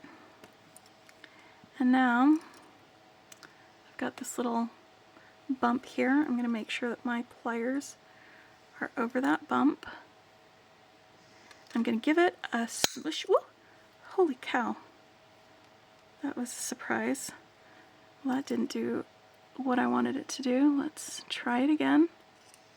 Did it break it? I don't think it broke it. Give it a smush. Ugh, it popped out of my hands. It's not smushing. It twisted to the side. The stuff's smushing down and it isn't closing. Alright, let's try from the other angle, from over here. It is entirely possible that I might need. Alright, now when I'm doing this and it's not doing anything, I just want to remind y'all that I was a competitive powerlifter for several years, and I can hold 400 pounds or more in my hands for several seconds. So if I am squeezing as hard as I can and it's not doing anything, maybe that's just a bad crimp. Let's try it with a different one, with this one. Because I've done it before, y'all saw me do it and it worked, but it might just be that some of them work and some of them don't. So let's go back on here. Let's crimp this. Oof.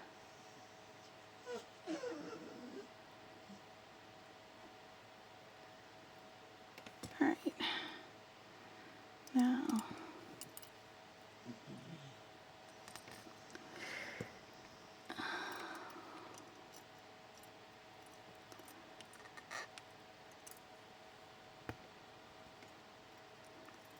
waiting for it to slip like that first one did, and it isn't, and that little bump is actually going in and the crimp is holding. It is crimped. Alright. Whew. Alright, so maybe it was just that one crimp that I was using. It wasn't that great. That is entirely possible that that's what was happening. I was squeezing as hard as I could, y'all, and it slipped out of the way. I'm just putting the end of this wire down into some of these beads. There we go.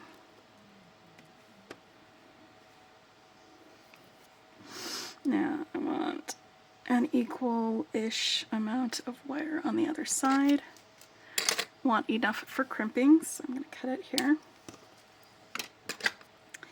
And I'm just going to start stringing first my focal and then the rest of these beads in that same order. Alright, so I'm going to move that aside so I don't accidentally try to use it for something else. Put that in the discard pile. Alright, let's get that focal on our wire.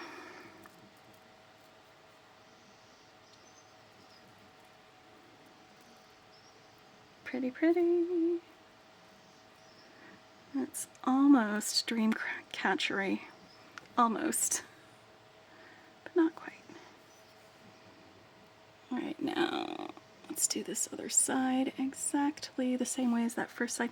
I'm going to move that out of the way so I don't catch it on my wire while I'm doing these.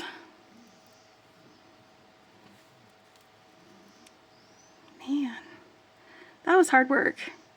Like the second one, it didn't take as much effort to close that down as the first one, and the first one didn't even work even with all that effort. That was crazy. Absolutely crazy. Hold on. Move that there that way. Yes, perfect. All right. I just want the other part of the necklace out of the way while I'm stringing, you know. And let's get a little bit more of these, because I've been using mostly like the clearer ones of these Labradorite rounds. And I want to keep using those as we go through. So let's do 1, 2, 3. All right, and now we need some of these bead frames with our cute beads in them. Hey friend, what you doing? Just rotating it so that the whole side on the cube bead is next to the hole, so it goes as smoothly as possible to get that strung on there.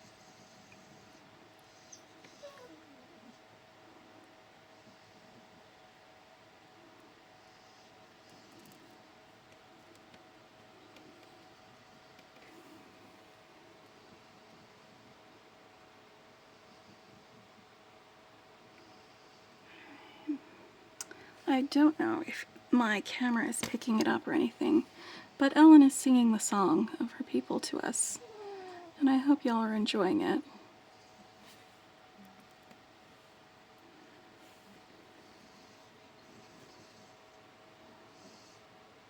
She was very asleep when I started this, and now she's woken up, and I'm talking to someone who isn't her, is the problem.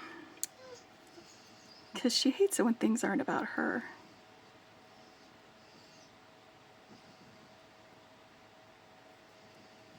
So it will be very faint if you can hear her. Please say hello to Ellen in the comments. I actually read out the comments when people say hello to her, because she doesn't read English yet, so she needs me to read them out to her. It's the same way I read my dogs their fortune cookie fortunes, because they don't read.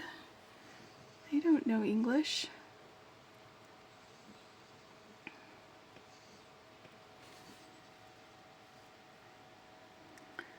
1, 2, 3, 4, 5. 1, 2, 3, 4. Oh, there it is. 5. I was like, where'd my other one go? Did I miscount earlier? Am I gonna have a lopsided necklace? Because I'm not gonna unstring it all. Not at this point. No. I really like it like this. Really, really like it like this.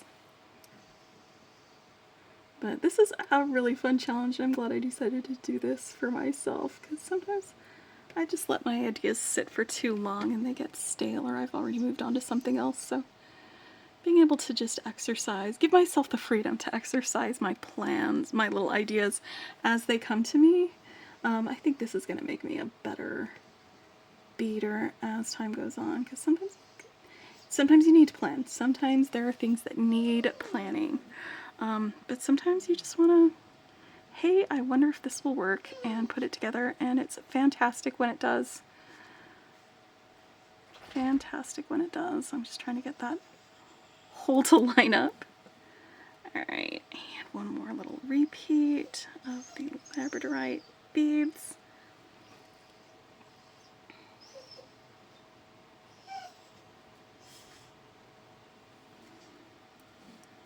Cube beads, bicones,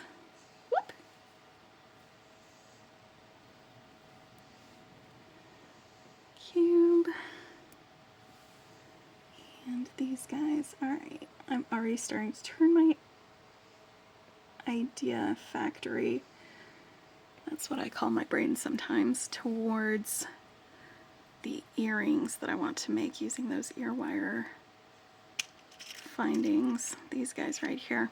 And I'm thinking it's going to be just like one of these guys. It'll be nice and easy, but I might wire wrap some of the Labradorite and a bicone down the front of this too. In fact, I think I'm actually definitely going to do that. Alright, so I need another crimp because that one, I pulled out two and one of them didn't work. So let me grab another crimp because I have strung to the end of this. And hopefully I just got the one dud in here. Let's find out. Let's find out if I just got the one dud in here. I want to put the crimp on before I put on my thing though. So pro tip, crimping doesn't work as well if you put on your finding before you put on your crimp. So it's always crimp, finding, bend it back, and go through the crimp again. Always, it doesn't matter what kind of crimp you're using. That is the way it works. It's just how we do crimps. I'm just going to go through a few of these beads. Not all of them, just a few. Just moving the end of my wire away from the crimp a little bit. You don't have to do this, but it's I usually don't with the type of crimps that I usually do, but because this is sort of a new crimp style to me, I'm gonna do one of the things that I did before I found magical crimping that I found just made things work better for me and, you know, not maybe fall apart as easy. Okay, here we go.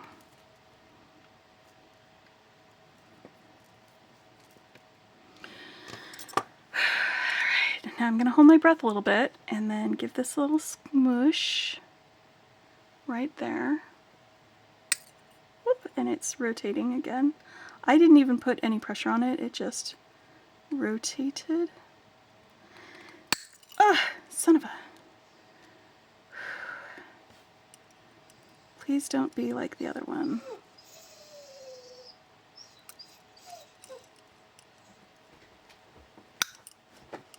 It's not smushing flat. It keeps rotating out of... I feel like I'm gonna break these Labradorite beads if I keep going.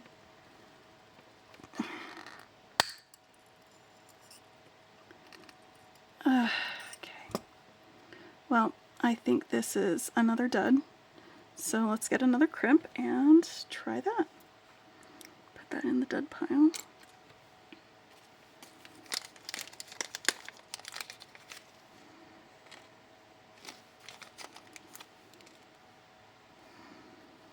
When I used this type of crimp before, it was a round type and not this cylinder type, so it may just be the shape of it that doesn't work so well for crimping like this,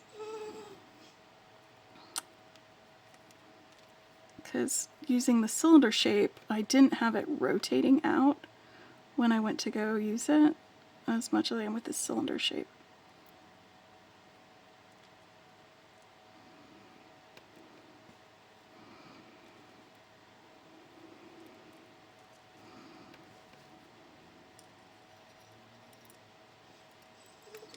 Well, and you're not helping with this. You're just not. Sorry. Oh, there we go. That was a much more satisfying pop to get that down in there.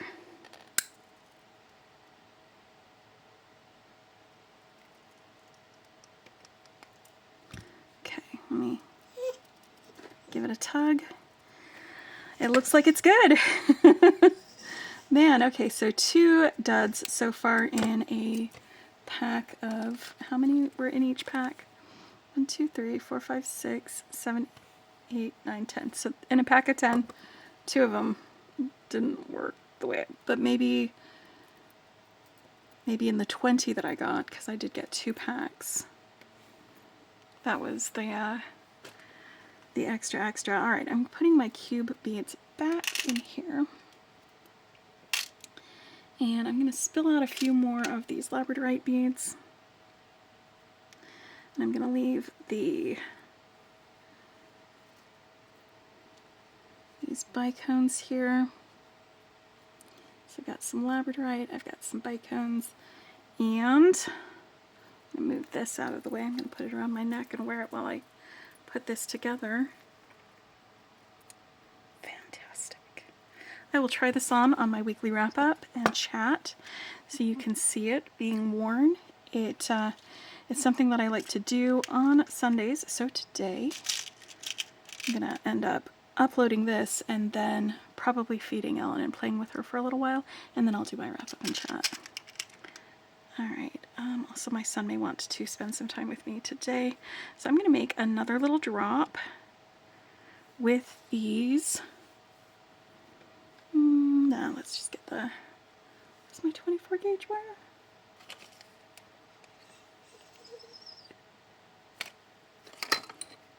There it is.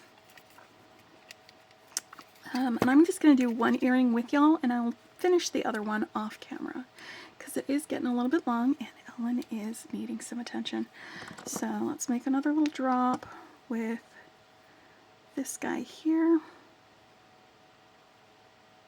just like I had on my focal.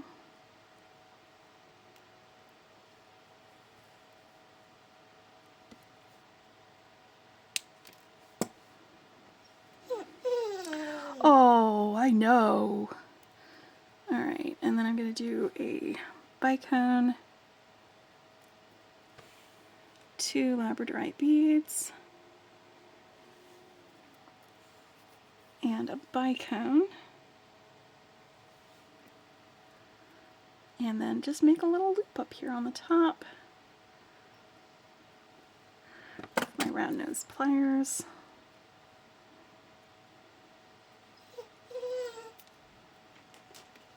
I'm going to go ahead and wrap it since this has an open loop here that I can open and close with some pliers. I'm going to go ahead and wrap this without having to attach it to anything, just to begin with.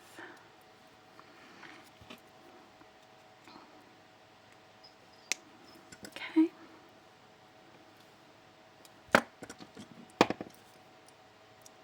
Well, it's more when you tuck in your ends. Be careful. Gentle. Just straightening that out a little bit. So that's going to be like the dangly part. And I'm going to take some of this 24 gauge wire. Let's take about 6 inches of it. 6 or 7, something like that. And I'm going to wrap about 3 loops. I'm going to pinch this finding here with this wire so that I can bring this around. 1, 2, 3 times. And I'll be cutting off that excess in a little bit, but that way it gives me some leverage, something to hold on to while I'm wrapping this wire around. And I'm going to pick up one of these Labradorite beads.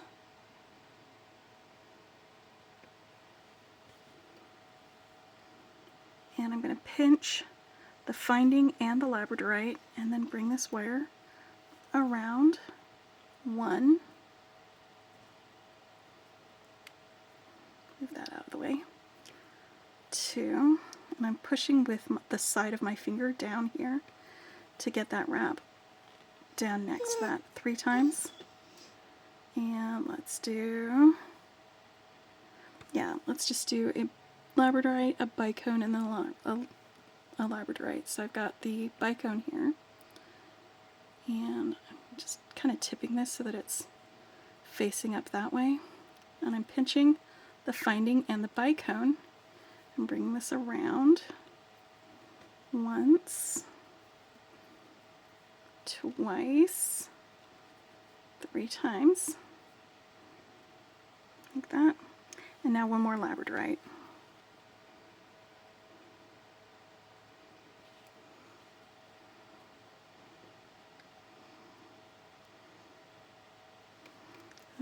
Let's go in here. I'm gonna go once, twice, 3 times. And then I'm going to take my chain nose pliers and I'm just going to give it a little smush right here for that wire, and a little smush right here just to help solidify that wire where it's at. I'm going to snip off my excess wire there, snip off my excess wire here.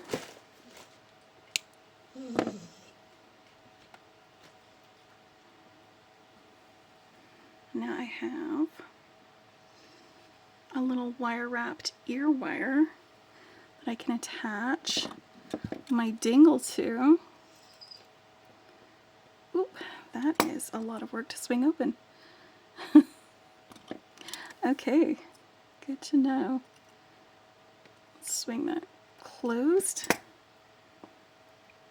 Boop, boom.